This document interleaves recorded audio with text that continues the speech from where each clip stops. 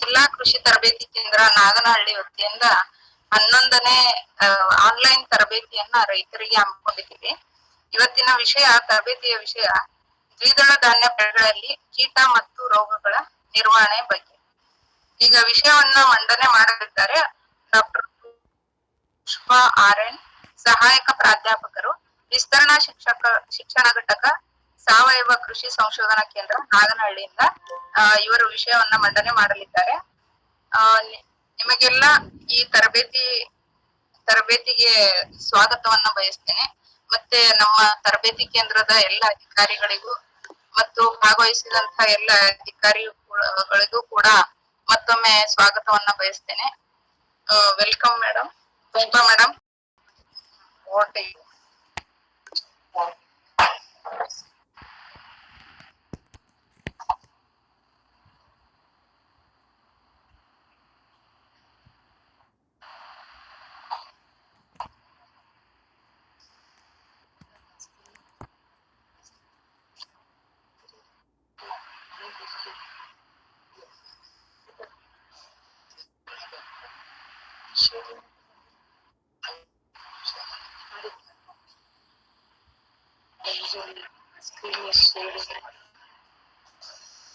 ಎಲ್ಲರಿಗೂ ನಮಸ್ಕಾರ.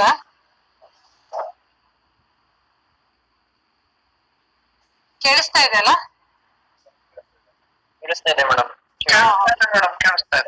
ಅಲ್ಲ, ಸ್ಕ್ರೀನ್ ಕಾಣಿಸ್ತಿದ್ಯಾ ನೋಡಿ? ಸ್ಕ್ರೀನ್ ಕಾಣಿಸ್ತಿದೆ. ನಮಸ್ತೆ ಎಲ್ಲರಿಗೂ. ಸೊ ಇವತ್ತು ದ್ವಿದಳ ಧಾನ್ಯಗಳಲ್ಲಿ ಏನು ಕಂಡು ಬರುವ ರೋಗ ಮತ್ತೆ ಕೀಟಗಳು ಮತ್ತು ಅವುಗಳ ನಿರ್ವಹಣೆ ಹೇಗೆ ಅಂತ ತಿಳ್ಕೊಳ್ಳೋಣ. ಸೊ ಈಗಾಗಲೇ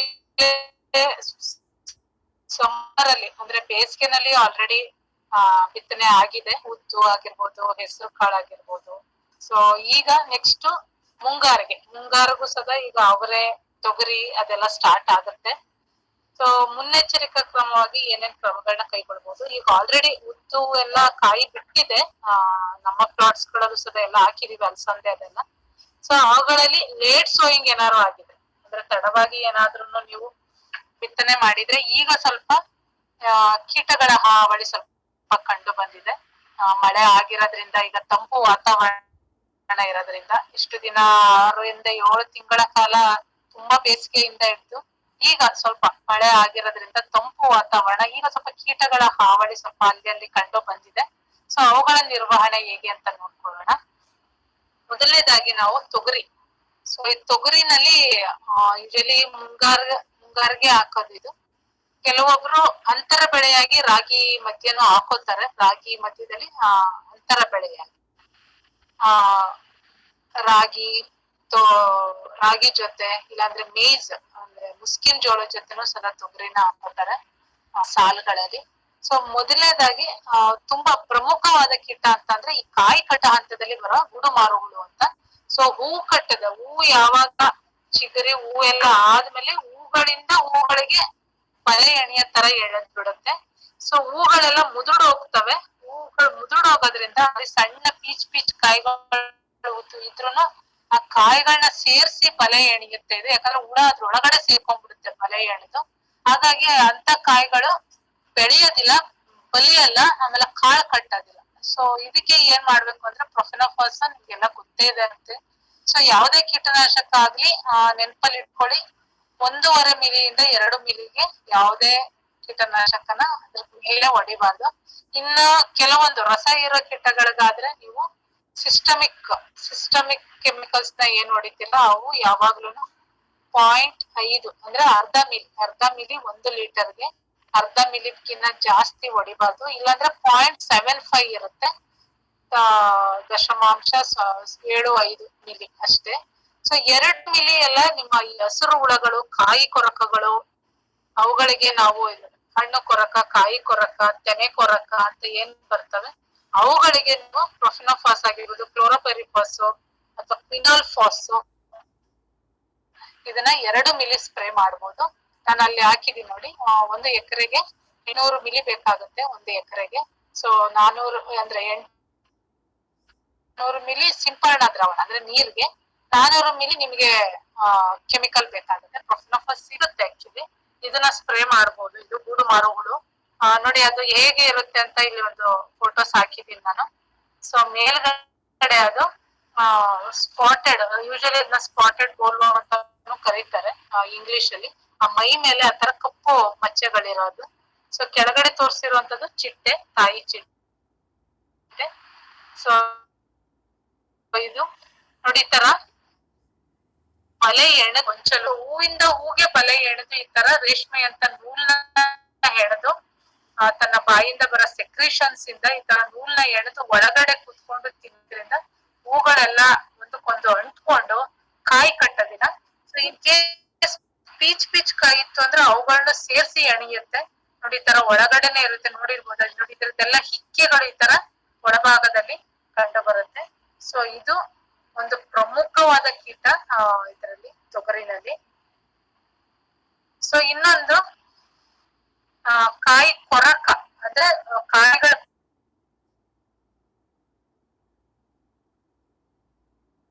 ನೋಡಿರ್ತೀರ ಆಕ್ಚುಲಿ ಹೊರಗಡೆ ಕಾಯಿಗಳು ತೂತಾಗಿರುತ್ತೆ. ಸೊ ತೂತಾಗಿರುತ್ತೆ, ತಲೆ ಒಳಗಡೆ ಇರುತ್ತೆ, ಬಾಲದ ಭಾಗ ಕೆಳಗಡೆ ಇರುತ್ತೆ. ಸೊ ಇದನ್ನ ನೋಡಿರ್ಬೋದು. ಸೊ ಹಾಗೆ ಪ್ರೊಫಿನೋಫಾಸ್ ಕೂಡ ಸ್ಪ್ರೇ ಮಾಡಬಹುದು. ಪ್ರೊಫಿನೋಫಾಸ್ ಸ್ಪ್ರೇ ಮಾಡಿದ್ರೆ ಈ ಕೀಟನು ಸದಾ ನಿಯಂತ್ರಣ ಮಾಡಬಹುದು. ಅದಾದ್ರೆ ನಿಮ್ಗೆ ಕ್ಲೋರೋಪೈರಿಫಾಸ್ 20 EC ಅಥವಾ 35 EC ಸಿಕ್ಕಿದ್ರೆ ಆಯ್ತು. ಕ್ಲೋರೋಪೈರಿಫಾಸ್ 2 ಮಿಲಿ 1 ಲೀಟರ್ಗೆ.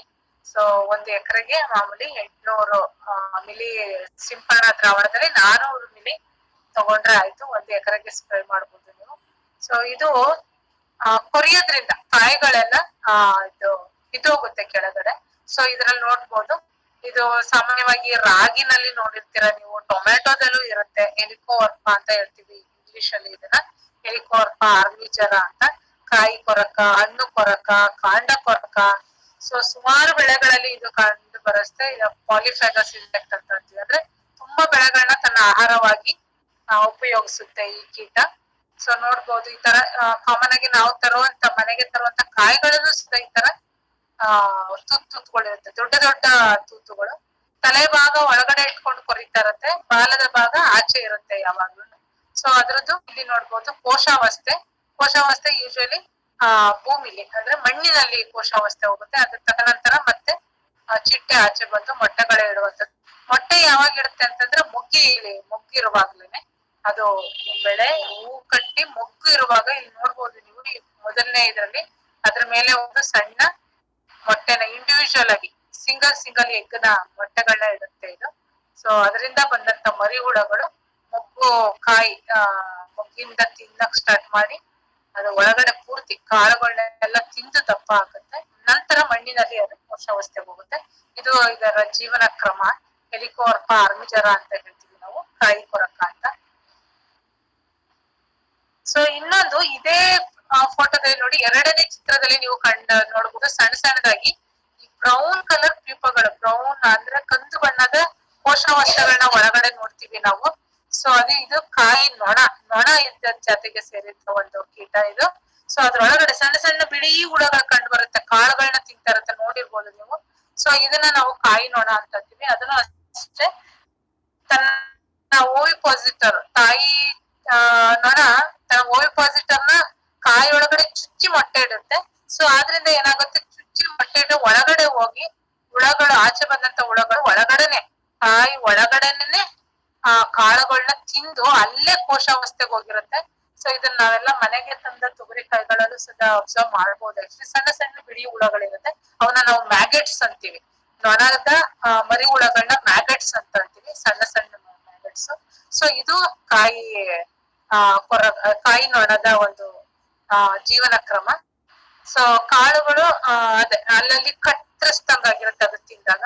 ಸೊ ಇದಕ್ಕೆ ಏನ್ ಮಾಡ್ಬೇಕಂದ್ರೆ ಅಂಟು ಅಂದ್ರೆ ಥಯೋಮೆಥಾಕ್ಸಮ್ ನ 10 ಗ್ರಾಂ ಬೆಲ್ಲದ ಜೊತೆ 1 ಲೀಟರ್ ನೀರ, ಸೊ ಕಾಯಿ ಕಟ್ಟೋದು ಅಥವಾ ಮೊಗ್ಗು ಬಿಡೋ ಸಮಯದಲ್ಲಿ ಅದನ್ನ ಸಿಂಪರಣೆ ಮಾಡಿದಾಗ ಏನಾಗುತ್ತೆ, ಅದ್ ಮೇಲ್ಗಡೆ ಅಂಟಿರೋದ್ರಿಂದ ಅಂಟಾಗುತ್ತೆ. ಅವಾಗ ತನ್ನ ಓವಿಪೋಸಿಟರ್ ನ ಚುಚ್ಚಿ ಯಾರು ಒಳಗಡೆ ಮೊಟ್ಟೆ ಇಡೋದಕ್ಕೆ ಆಗೋದಿಲ್ಲ. ಸೊ ಇದನ್ನ ಮಾಡ್ಬೋದು. ಸೊ ಅದು ಆಗೋದ್ರಿಂದ ಅದ್ರ ಓವಿಪೋಸಿಟರ್ ಚುಚ್ಚಕ್ ಹೋದಾಗ ಅಲ್ಲೇ ಮುರಿದೋಗುತ್ತೆ. ಸೊ ಅವಾಗ ತಾಯಿ ನೊಣನು ಸದಾ ಸತ್ತೋಗುತ್ತೆ. ಸೊ ಇದೊಂದು ಸ್ಪ್ರೇ ಮಾಡ್ಬೋದು. ಇದು ಗ್ರಾನ್ಯುಲರ್ ಫಾರ್ಮ್ ಅಲ್ಲಿ ಇರುತ್ತೆ, ಅಂದ್ರೆ ಹರಳು ರೂಪದ್ದು. ಥಯೋಮೆಥಾಕ್ಸಮ್ 25 ಗ್ರಾಮ್ ಅಂತ 10 ಗ್ರಾಂ ಬೆಲ್ಲದಲ್ಲಿ 1 ಪ್ರತಿ ಲೀಟರ್ ನೀರ್ಗೆ ಸೊ ಅದನ್ನ ನೀವು ಒಂದು 15 ಲೀಟರ್ ಕ್ಯಾನ್ಗೆ ನೀವು ಕ್ಯಾಲ್ಕುಲೇಟ್ ಮಾಡ್ಕೋಬಹುದು. 150 ಗ್ರಾಮ್ ಬೆಲ್ಲ ಬೇಕಾಗುತ್ತೆ. ಸೊ ಅದಾಕೊಂಡು 20 ಗ್ರಾಮ್ 20 ರಿಂದ 25 ಗ್ರಾಮ್ ಥಯೋಮೆಟಕ್ಸ ಮಾತ್ರ ಆಯ್ತು. 15 ಲೀಟರ್ ಕ್ಯಾನ್ಗೆ ಹಾಕಿ ಸಿಂಪಡಣೆ ಮಾಡ್ಬೇಕು. ಮೊಗ್ಗಿನ ಹಂತದಲ್ಲಿ ಸಿಂಪಡಣೆ ಮಾಡೋದು ತುಂಬಾ ಒಳ್ಳೇದು. ಯಾಕಂದ್ರೆ ಮೊಗ್ಗು ಆಮೇಲೆ ಬಡ್, ಫ್ಲವರ್ ಬಡ್ ಅಂತ ಯಾವಾಗ ಹೇಳ್ತೀವಿ, ಸಣ್ಣ ಸಣ್ಣ ಕಾಯಿಗಳು ಆ ಟೈಮಲ್ಲೇ ಅದು ಚುಚ್ಚಿ ಒಳಗಡೆ ಮೊಟ್ಟೆ ಇಡೋದು. ಸೊ ಇದನ್ನ ನೀವು ಕಂಟ್ರೋಲ್ ಮಾಡಬಹುದು. ಸೊ ನೋಡಿ, ಇಲ್ಲಿ ದೊಡ್ಡ ಫೋಟೋದಲ್ಲಿ ಹಾಕಿದೀನಿ. ಇದು ನೊಣ, ಒಂದು ಚಿಕ್ಕ ನೊಣ ಅದು. ಆಕ್ಚುಲಿ ತರದ ಮರಿ ಹುಳಗಳು, ಮ್ಯಾಗಟ್ಸ್ ಅಂತ ಅಂತೀವಿ. ಒಳಗಡೆ ಅಲ್ಲೇ ತಿಂದು ಅಲ್ಲೇ ಕೋಶಾವಸ್ಥೆಗೆ ಹೋಗುತ್ತೆ. ಅದು ಸಣ್ಣ ಸಣ್ಣ ಚಿಕ್ಕ ಪ್ಯೂಪಗಳು ಇರ್ತವೆ. ಅದೇ ರೀತಿ ಪ್ಯೂಪ ಇಂದ ಮತ್ತೆ ನೊಣ ಹೊರಗಡೆ ಬರುತ್ತೆ. ಹೊರಗಡೆ ಬಂದು ಹೊಸದಾಗಿ ಇರೋ ಕಾಯಿ ಮೇಲೆ ಮತ್ತೆ ಕೂತು. ಸೊ ಇದೆಲ್ಲ ಜೀವನ ಚಕ್ರ 12 ರಿಂದ 16 ದಿನ ಕಂಪ್ಲೀಟ್ ಆಗುವಂತದ್ದು ನೊಣಗಳದ್ದು. ಬೇಗ ಬೇಗ ಜೀವನ ಚಕ್ರನ ಕಂಪ್ಲೀಟ್ ಮಾಡ್ಕೊಂಡು ಹೊಸ ಸಂತತಿ ಉಟ್ಕೋತಾ ಇರ್ತವೆ. ಸೊ ಇದು ಕಾಯಿ ನೊಣದ ಚಿತ್ರ. ಸೊ ಇದಿಷ್ಟು ನಾವು ಕೀಟಗಳು, ಇಂಪಾರ್ಟೆಂಟ್ ತೊಗರಿಗೆ ಬರುವಂತ ಕೀಟಗಳು. ಸೊ ಇದಲ್ದೆ ನಿಮ್ಗೆ ಈ ಬ್ಲಿಸ್ಟರ್ ಬಿಟಲ್ಸ್ ಅಂತ ಒಂದು ಆರೆಂಜ್ ಕಲರ್ ಅಂದ್ರೆ ಕೇಸರಿ ಬಣ್ಣದ ಇವು ರಸ ಹೀರೋದಿಕ್ಕೆ ಬರ್ತವೆ. ಹೂ ಬಿಡೋ ಹಂತದಲ್ಲಿ ಬರ್ತವೆ ಆಕ್ಚುಲಿ. ಸೊ ಅದಕ್ಕೆ ಏನ್ ಮಾಡ್ಬೋದಪ್ಪ ಅಂದ್ರೆ ಯಾವ್ದಾದ್ರು ಡಸ್ಟ್ ಫಾರ್ಮುಲೇಷನ್ ನ ಮಾಡ್ಬೇಕು. ಆಕ್ಚುಲಿ ಹೂ ಬಿಡೋ ಹಂತದಲ್ಲಿ ಡಸ್ಟ್ ಫಾರ್ಮುಲೇಷನ್ ಅಂದ್ರೆ ಮೆಲಾಥಿಯನ್ 5D ಆಗ್ಬೋದು, 5% ಅಷ್ಟು.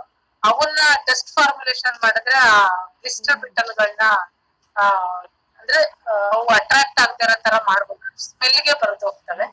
ಸೊ ಇನ್ನು ರೋಗಗಳಿಗೆ ಬರೋದಾದ್ರೆ ತೊಗರಿನಲ್ಲಿ ಪ್ರಮುಖವಾದ ರೋಗ ಅಂದ್ರೆ ಸೊರಗು ರೋಗ, ವಿಲ್ಟ್ ಡಿಸೀಸ್ ಅಂತ ಹೇಳ್ತೀವಿ, ಸೊರಗು ರೋಗ.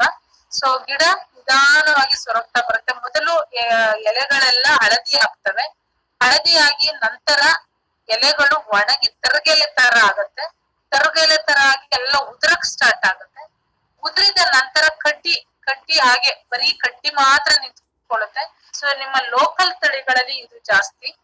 ನಾಟಿ ತಳಿ ಅಂತ ಏನ್ ಯೂಸ್ ಮಾಡ್ತಿರೋ ನೀವು, ತೊಗರಿ ನಾಟಿ ತಳಿಗಳಲ್ಲಿ ಈ ರೋಗ ತುಂಬಾನೇ ಜಾಸ್ತಿ. ಇದು ಒಂದು ಮಣ್ಣಿನಿಂದ ಹರಡುವ ಶಿಲೀಂಧ್ರ ರೋಗ ಆಗಿರೋದ್ರಿಂದ ಸೊ ಸ್ಟಾರ್ಟಿಂಗ್ ನೀವು ಬೀಜೋಪಚಾರ ಮಾಡಿದ್ರೆ ಕಾರ್ಬೆಂಡಾಜಿಮ್ ಅಥವಾ ಸಾವಯವದಲ್ಲಿ ಮಾಡ್ತೀನಿ ಅನ್ನೋರು ಟ್ರೈಕೋಡರ್ಮ ವಿರಡೆ ಜೊತೆ ಬೀಜೋಪಚಾರ ಮಾಡಬಹುದು. 1 kg ಬಿತ್ತನೆ ಬೀಜಕ್ಕೆ 5 ಗ್ರಾಮ್ ಟ್ರೈಕೋಡರ್ಮ ವಿರಡೆ, ಅಥವಾ ಕಾರ್ಬೆಂಡಾಜಿಮ್ ಕೆಮಿಕಲ್ ಮೆಥಡ್ ಮಾಡ್ತೀನಿ ಅನ್ನೋದಾದ್ರೆ 1 kg ಬಿತ್ತನೆ ಬೀಜಕ್ಕೆ 2 ಗ್ರಾಮ್ ಕಾರ್ಬೆಂಡಾಜಿಮ್ ಅಂತ. ಬಿತ್ತನೆ ಬೀಜದಲ್ಲೇ ನೀವು ಬೀಜೋಪಚಾರಿ ಹಾಕಿದ್ರೆ, ಬಿತ್ತನೆ ಮಾಡಿದ್ರೆ ಈ ರೋಗವನ್ನ ಆದಷ್ಟು ಮಟ್ಟಿಗೆ ನಾವು ಹತೋಟಿಗೆ ತರಬಹುದು.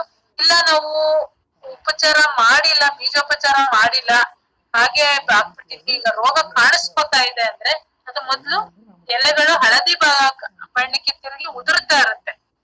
ಆಮೇಲೆ ಈ ರೋಗ ಪಕ್ಕದ ಗಿಡಗಳಿಗೆ ತುಂಬಾ ಬೇಗ, ನೀವು ನೀರು ಹೇಗೆ ಹಾಯಿಸ್ತೀರಾ ಅಥವಾ ನೀರು ಅದಕ್ಕೆ ಬೇಗನೆ ಸ್ಪ್ರೆಡ್ ಆಗುತ್ತೆ.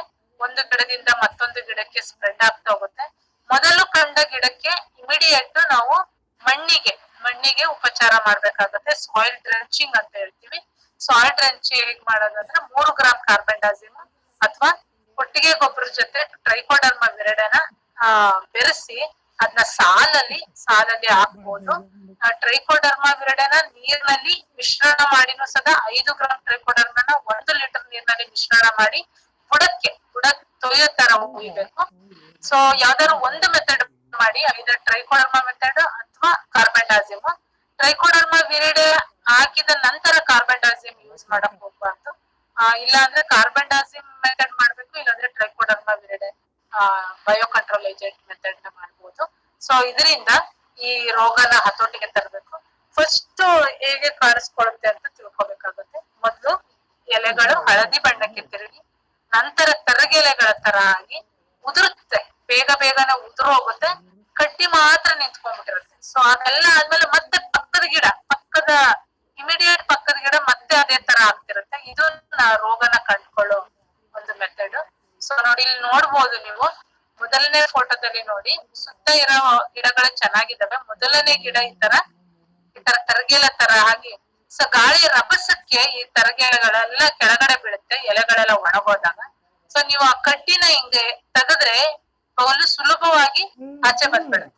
ಸೊ ಕೈಗೆ ಸಿಗುತ್ತೆ ಇದು. ಇದು ಸೊರಗು ರೋಗದ ಲಕ್ಷಣ. ನೀವೇನಾದ್ರು ಕಡ್ಡಿನ ಸೀಳಿ ನೋಡಿದ್ರೆ ಅಂದ್ರೆ ಸ್ಟೆಮ್ ಪೋರ್ಷನ್ ಕಾಂಡದ ಭಾಗ ಸೀಳಿ ನೋಡಿದ್ರೆ ಈ ತರ ಕಾಂಡದ ಒಳಗಡೆ ಈ ತರ ಕಂದು ಬಣ್ಣದ ಜೀವಕೋಶಗಳು ಕಾಣ್ತವೆ. ಅಂದ್ರೆ ಇದು ವಾಟರ್ ಕಂಡಕ್ಟಿಂಗ್ ಟಿಶ್ಯೂ ಮತ್ತೆ ಫುಡ್ ಕಂಡಕ್ಟಿಂಗ್ ಟಿಶ್ಯೂ ನಲ್ಲಿ ಈ ಫಿಸೇರಿಯಂ ಅನ್ನೋ ಶಿಲೀಂಧ್ರ ಮಣ್ಣಿಂದ ಬಂದು ಗಿಡದ ಬೆಳವಣಿಗೆ ಯಾವ್ದಾವ್ದು ನೀರು ಹೀರ್ಕೊಳ್ಳೋ ಜೀವಕೋಶಗಳು ಹಾಗೂ ಪೋಷಕಾಂಶಗಳನ್ನ ಹೀರಿಕೊಳ್ಳುವಂತ ಜೀವಕೋಶಗಳನ್ನ ಅಲ್ಲಿ ಬೆಳೆಯುತ್ತೆ ಶಿಲೀಂಧ್ರ. ಆದ್ರಿಂದ ನೀರುನು ಸಪ್ಲೈ ಆಗಲ್ಲ ಮೇಲ್ಗಡೆ ಪಾಠಗಳು ಅಂದ್ರೆ ಎಲೆ ಮತ್ತೆ ಹೂಗಳಿಗೆ. ಆಮೇಲೆ ಹಾಕಿದಂತ ಪೋಷಕಾಂಶಗಳು ಭೂಮಿಯಲ್ಲಿ ಇದ್ದಂತ ಪೋಷಕಾಂಶಗಳು ಸಹ ಸಪ್ಲೈ ಆಗಲ್ಲ. ಆ ಜೀವಕೋಶಗಳೆಲ್ಲ ಶಿಲೀಂಧ್ರದಿಂದ ಬ್ಲಾಕ್ ಆಗ್ಬಿಟ್ಟಿರುತ್ತೆ. ಆದ್ರಿಂದ ಎಲೆಗಳು ಹಳದಿ ಬಣ್ಣಕ್ಕೆ ತಿರುಗಿ ಒಂದೊಂದಾಗಿ ಒಣಗ್ತಾ ಬರುತ್ತೆ. ಇದು ಫಿಸೇರಿಯಂ ವಿಲ್ಟ್ ನ ಇದು ಕಾಮನ್ ಆಗಿ ನಿಮ್ಮ ಬಾಳೆಲಾಗಿರ್ಬೋದು ಫಿಸೇರಿಯಂ ವಿಲ್ಟ್ ಬಾಳೆಲ್ ಬರುತ್ತೆ, ಮಾವಿನಲ್ಲೂ ಬರುತ್ತೆ. ಸೊ ಸುಮಾರು ಟೊಮ್ಯಾಟೊ, ಮೆಣಸಿನಕಾಯಿ ಎಲ್ಲದ್ರಲ್ಲೂ ಇವು ಫಿಸೇರಿಯಂ ವಿಲ್ಟ್ ಬರುತ್ತೆ. ಸೊರಗು ರೋಗ ಕಾಮನ್. ಸೊ ಅದಕ್ಕ ಒಂದು ಹತೋಟಿ ಕ್ರಮ ಅಂದ್ರೆ ಸ್ಪ್ರೇ ಮಾಡಿದ್ರೆ ಆಗಲ್ಲ. ಸುಮಾರು ಜನ ರೈತರು ಅನ್ಕೋತಾರೆ ಮೇಲ್ಗಡೆ ಸ್ಪ್ರೇ ಮಾಡಿದ್ರೆ ಇದು ಏನೇನು ಪ್ರಯೋಜನ ಇಲ್ಲ, ಕೆಮಿಕಲ್ ವೇಸ್ಟ್ ಆಗುತ್ತೆ ನಿಮ್ಗೆ. ಇದಕ್ಕೆ ಮಣ್ಣು ತೊಯ್ಯೋ ತರ ಆ ಬುಡದ ಭಾಗನೇ ಉಪಚಾರ ಮಾಡ್ಬೇಕಾಗತ್ತೆ. ಇಲ್ಲ ಬೀಜೋಪಚಾರ ಮುಂಚಿತವಾಗಿನೇ ಬೀಜೋಪಚಾರ ಮಾಡೋದ್ರಿಂದ 30-40% ಈ ರೋಗನ ತಡೆಗಟ್ಟಬಹುದು. ಬೀಜೋಪಚಾರ ಮಾಡಿಲ್ಲ ಹಾಗೆ ಹಾಕಿದೀವಿ ಅನ್ನೋರು ಸಾಯಿಲ್ ಡ್ರೆಂಚಿಂಗ್ ಮಾಡೋದು ಅತ್ಯುತ್ತಮ. ಸೊ ಇದು ಸೊರಗು ರೋಗದ ಲಕ್ಷಣಗಳು. ಇದು ಸೊ ನೋಡಿ ಈ ತರ ಆಗಿರುತ್ತೆ ನೋಡಿ. ಪಕ್ಕದ ಗಿಡಗಳಿಗೆ ಬೇಗ ಈ ರೋಗ ಹರಡ್ಕೊಂತಾ ಹೋಗುತ್ತೆ. ಇದು ಲೋಕಲ್ ತಳಿಗಳಲ್ಲಿ ಈ ರೋಗ ತುಂಬಾ ಜಾಸ್ತಿ. ಸೊ ನಮ್ಮ ಕೃಷಿ ವಿಶ್ವವಿದ್ಯಾನಿಲಯ ಅಭಿವೃದ್ಧಿ ಪಡಿಸಿರುವಂತ BRG-5 ಅನ್ನೋ ತಳಿ ನಿಮ್ಗೆ ಸಿಗುತ್ತೆ. ಇದ್ರ ಬಿತ್ತನೆ ಬೀಜ ಬಿಸಿಫಾ ಮಂಡ್ಯದಲ್ಲಿ ಸಿಗುತ್ತೆ, BRG-5 ಅಂತ. ಸೊ ಇದು ತರಕಾರಿ ಮತ್ತೆ ಕಾಳು ಎರಡಕ್ಕೂ ಸದಾ ಯೋಗ್ಯವಾದಂತ ತಳಿ ಇದು.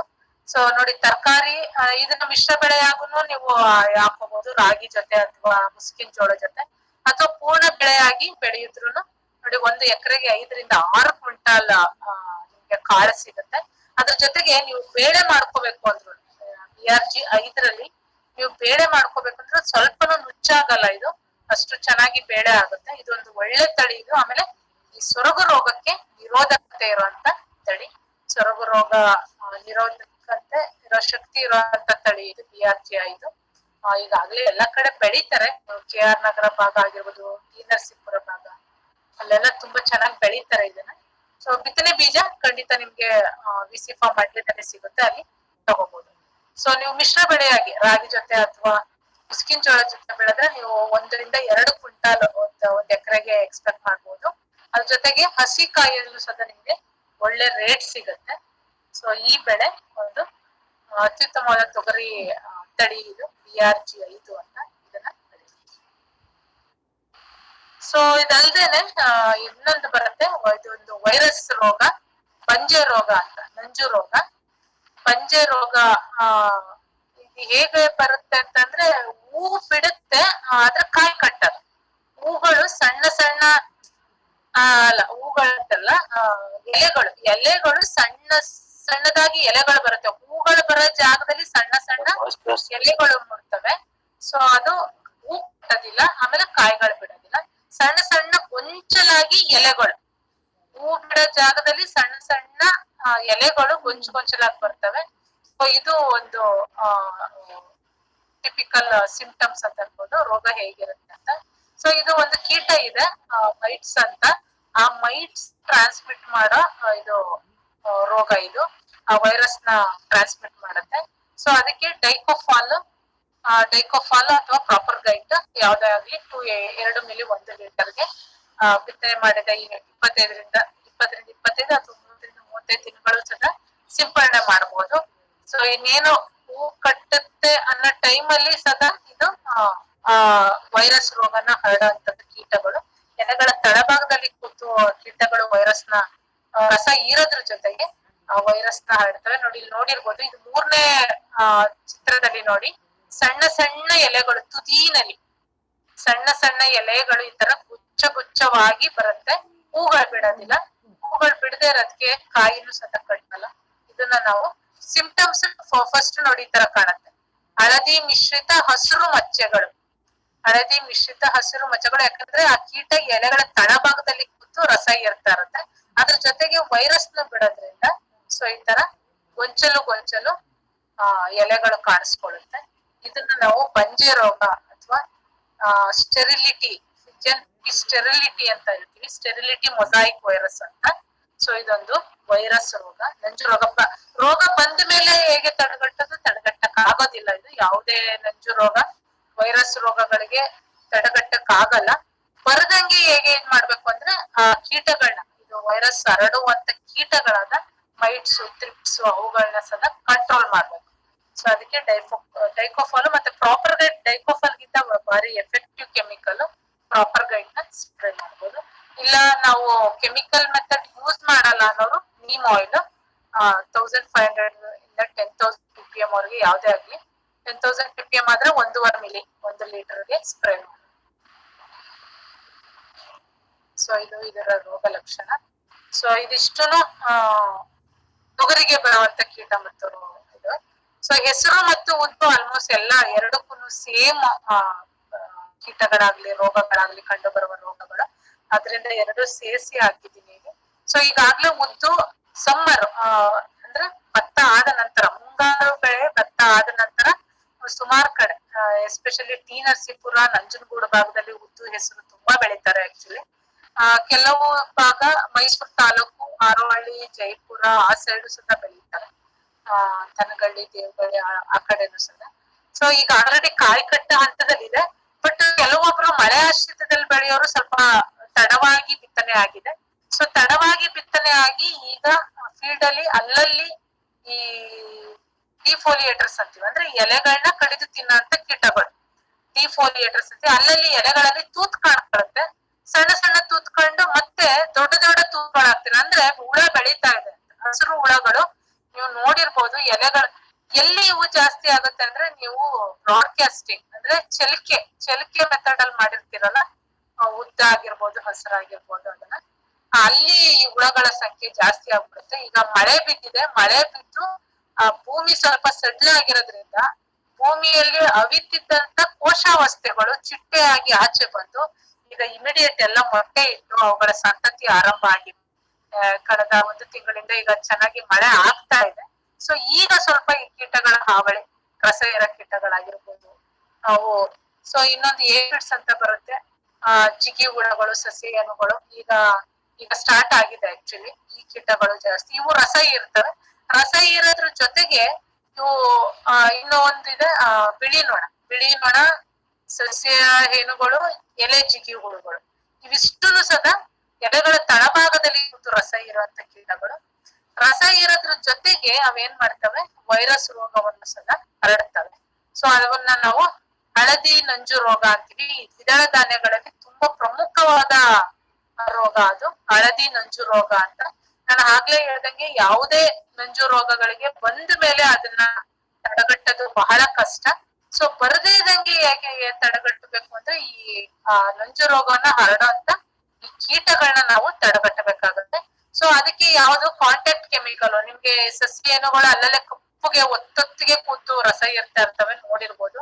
ಬಿಳಿ ನೊಣಗಳು ಅಷ್ಟೇ ಎಲೆಗಳ ತಳಭಾಗದಲ್ಲಿ ತುಂಬಾ ಸಂಖ್ಯೆಯಲ್ಲಿ ಕೂತು ರಸ ಇರ್ತಾ ಇರ್ತವೆ. ಬಿಳಿ ನೊಣಗಳು ಈ ಹಳದಿ ನಂಜು ರೋಗವನ್ನ ಹರಡುವಂತ ಕೀಟಗಳು. ಅವುಗಳ ಹತೋಟಿಗೆ ಇಮಿಡಾಕ್ಲೋಪ್ರಿಡ್ ಆದ್ರೂ ಆಯ್ತು, ಇಲ್ಲಾಂದ್ರೆ ಡೈಮಿಥೋಯೇಟ್ ನ ಸ್ಪ್ರೇ ಮಾಡ್ಬೋದು. 1.5 ಮಿಲಿಯಿಂದ 1.7 ಮಿಲಿವರೆಗೂ 1 ಲೀಟರ್ ನೀರಿಗೆ ಸೊ ಸಿಂಪರಣೆ ಮಾಡ್ಬೋದು. ಸಿಂಪರಣೆ ಮಾಡೋದ್ರಿಂದ ಇವುಗಳ ಇಲ್ಲ ಅಂದ್ರೆ ನೀಮ್ ಆಯಿಲ್, ಬೇವಿನ ಎಣ್ಣೆ ಕೂಡ ಸಿಂಪರಿಸಬಹುದು ಈ ರಸ ಇರುವ ಕೀಟ. ಇಲ್ಲ ಮೊದಲು ಒಂದು ಗಿಡದಲ್ಲಿ ಆತರ ಕಾಣ್ತಾ ಇದೆ, ಎಲೆಗಳೆಲ್ಲ ಹಳದಿ ಮಿಶ್ರಿತ ಹಸಿರು ಮಚ್ಚಗಳು.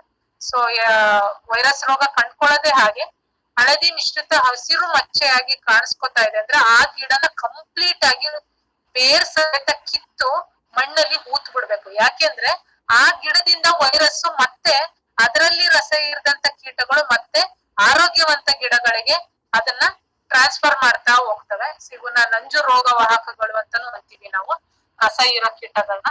ಅಂದ್ರೆ ಈ ನಂಜು ರೋಗನ ರೋಗಗ್ರಸ್ತ ಗಿಡಗಳಿಂದ ಆರೋಗ್ಯವಂತ ಗಿಡಗಳಿಗೆ ಟ್ರಾನ್ಸ್ಫರ್ ಮಾಡ್ತಾ ಹೋಗ್ತವೆ. ಇವು ವಾಹಕಗಳು ಅಂದ್ರೆ ನಂಜು ರೋಗ ವಾಹಕಗಳಾಗಿ ಕೆಲಸ ಮಾಡ್ತವೆ ಈ ಸಸ್ಯ ರಸ ಹೀರೋ ಕೀಟಗಳು. ಆದ್ರಿಂದ ಇವು ಡೈಮಿಥೋಯೇಟ್ ಅಥವಾ ಇಮಿಡಾಕ್ಲೋಪ್ರಿಡ್ ಅಥವಾ ನೀಮ್ ಆಯಿಲ್ ಇವುಗಳಿಂದ ಸಿಂಪರಣೆ ಮಾಡಿ ಇವುಗಳನ್ನ ಕಂಟ್ರೋಲ್ಗೆ ತರಬಹುದು. ಅದಲ್ಲದೆ ಆ ಬಿತ್ತನೆ ಆದ ಒಂದ್ 20 ದಿನದ ನಂತರ ನಿಮ್ಮ ತಾಕುಗಳಲ್ಲಿ ಹಳದಿ ಅಂಟು ಅಳೆಗಳು ಮತ್ತು ಬ್ಲೂ ಕಲರ್ ನೀಲಿ ಅಂಟು ಅಳಗಳನ್ನ ಅಲ್ಲಲ್ಲಿ ಅಳವಡಿಸಿದ್ರೆ ಈ ಗಾಳಿಗೆ ಬಂದಂತ ಈ ರಸ ಹೀರೋ ಕೀಟಗಳು ಅವುಗಳಿಗೆ ಅಂಟ್ಕೊಂಡು ಸಾಯ್ತವೆ. ಸೊ ಅದನ್ನು ಮಾಡ್ಬೋದು, ಅದೊಂದು ಒಳ್ಳೆ ಮೆಥಡ್. ಸೊ ನೋಡಿ ಈ ತರ ನೋಡಿ ಜಲೆ ಜಿಗಿ ಹುಳುಗಳು ಈ ತರ ಇರ್ತವೆ. ಸಸ್ಯಗಳು ನೀವು ನೋಡೇ ಇರ್ತೀರಾ, ಕಾಂಡ ಭಾಗ, ಹೂವಿನ ಭಾಗ, ಎಲೆಗಳ ತಳಭಾಗದಲ್ಲಿ ಎಲ್ಲಾ ಕಡೆ ಕೂತಿದ್ದು ರೈತರು ಇದು ಜೋನ್ ಇಟ್ಕೊಂಡಿದೆ ಅಂತಾನು ಅಂತಾರೆ, ಕರಿ ಏನು ಅಂತಾರೆ. ಸೊ ಏಫಿಡ್ಸ್ ಅಂತ ಹೇಳ್ತೀವಿ ಇಂಗ್ಲಿಷ್ ಅಲ್ಲಿ ನಾವು ಇದನ್ನ. ಸೊ ಇವೆಲ್ಲ ರಸ ಹೀರೋ ಕೀಟಗಳು. ಸೊ ಇನ್ ನೆಕ್ಸ್ಟ್ ಒಂದ್ ಬರೋಣ, ಕಾಂಡ ಕೊರಕ ನೊಣ ಅಂತ, ಅಗ್ರೋಮೈಸಿಡ್ ನೊಣ ಅಂತ ಇಂಗ್ಲಿಷ್ ಅಲ್ಲಿ ಅಗ್ರೋಮೈಸಿಡ್ ಫ್ಲೈ ಅಂತ ಕರೀತಾರೆ ಇದನ್ನ. ಕಾಂಡ ಕೊರಕ ಹೆಸರೇ ಹೇಳೋ ತರ ಕಾಂಡದಲ್ಲಿ ತೂತು ಮಾಡಿ ತನ್ನ ಮೊಟ್ಟೆ ಇಡುತ್ತೆ ನೊಣ. ಸೊ ಮರಿ ಹುಳಗಳು ಕಾಂಡದ ಒಳಭಾಗ ಸೇರ್ಕೊಂಡು ಕಾಂಡನೆಲ್ಲ ತಿಂದು ಅಲ್ಲೇ ತಮ್ಮ ಹಿಕ್ಕೆಗಳನ್ನೆಲ್ಲ ಹಾಕಿ ಆ ಕಾಂಡ ಭಾಗ ಕೊಳೆತು ಹಿಕ್ಕೆಯಿಂದ ಕೊಳೆತು ಮುರಿದು ಬೀಳುತ್ತೆ. ಸೊ ಆ ಕಾಂಡದ ಭಾಗ ಎಲ್ಲಿ ಒಳಗಡೆ ಸೇರ್ಕೊಂಡು ಹುಳ ತಿಂತಾ ಇರುತ್ತೋ, ಮ್ಯಾಗೆಟ್ಸ್ ಅಂತ ಹೇಳಿದ್ನಲ್ಲ, ಸಣ್ಣ ಸಣ್ಣ ಹುಳಗಳು ಒಳಗಡೆ ಕೂತು ತಿಂದು ಅದೇ ಜಾಗದಲ್ಲಿ ಅದ್ರ ಹಿಕ್ಕೆ ಎಲ್ಲ ಇಡೋದ್ರಿಂದ ಆ ಭಾಗ ಕೊಳತೋಗುತ್ತೆ. ಕೊಳತಂತ ಭಾಗ ಗಾಳಿಗೆ ಅಲ್ಲೇ ಕಾಂಡಗಳು ಮುರಿದು ಹೋಗ್ತವೆ. ಸೊ ಇದು ಕಾಂಡ ಕೊರಕ ನೊಣದ ಇದು. ಸೊ ನೀವು ರಸ ಹೀರೋ ಕೀಟಗಳಿಗೆ ಸಿಂಪರಣೆ ಮಾಡೋ ಕೆಮಿಕಲ್ಲೇ ಸಾಕು, ಇದನ್ನ ಸಿಂಪರಣೆ ಮಾಡೋದ್ರಿಂದ ಈ ಕೀಟನು ಸದಾ ಹತೋಟಿಗೆ ತರಬಹುದು.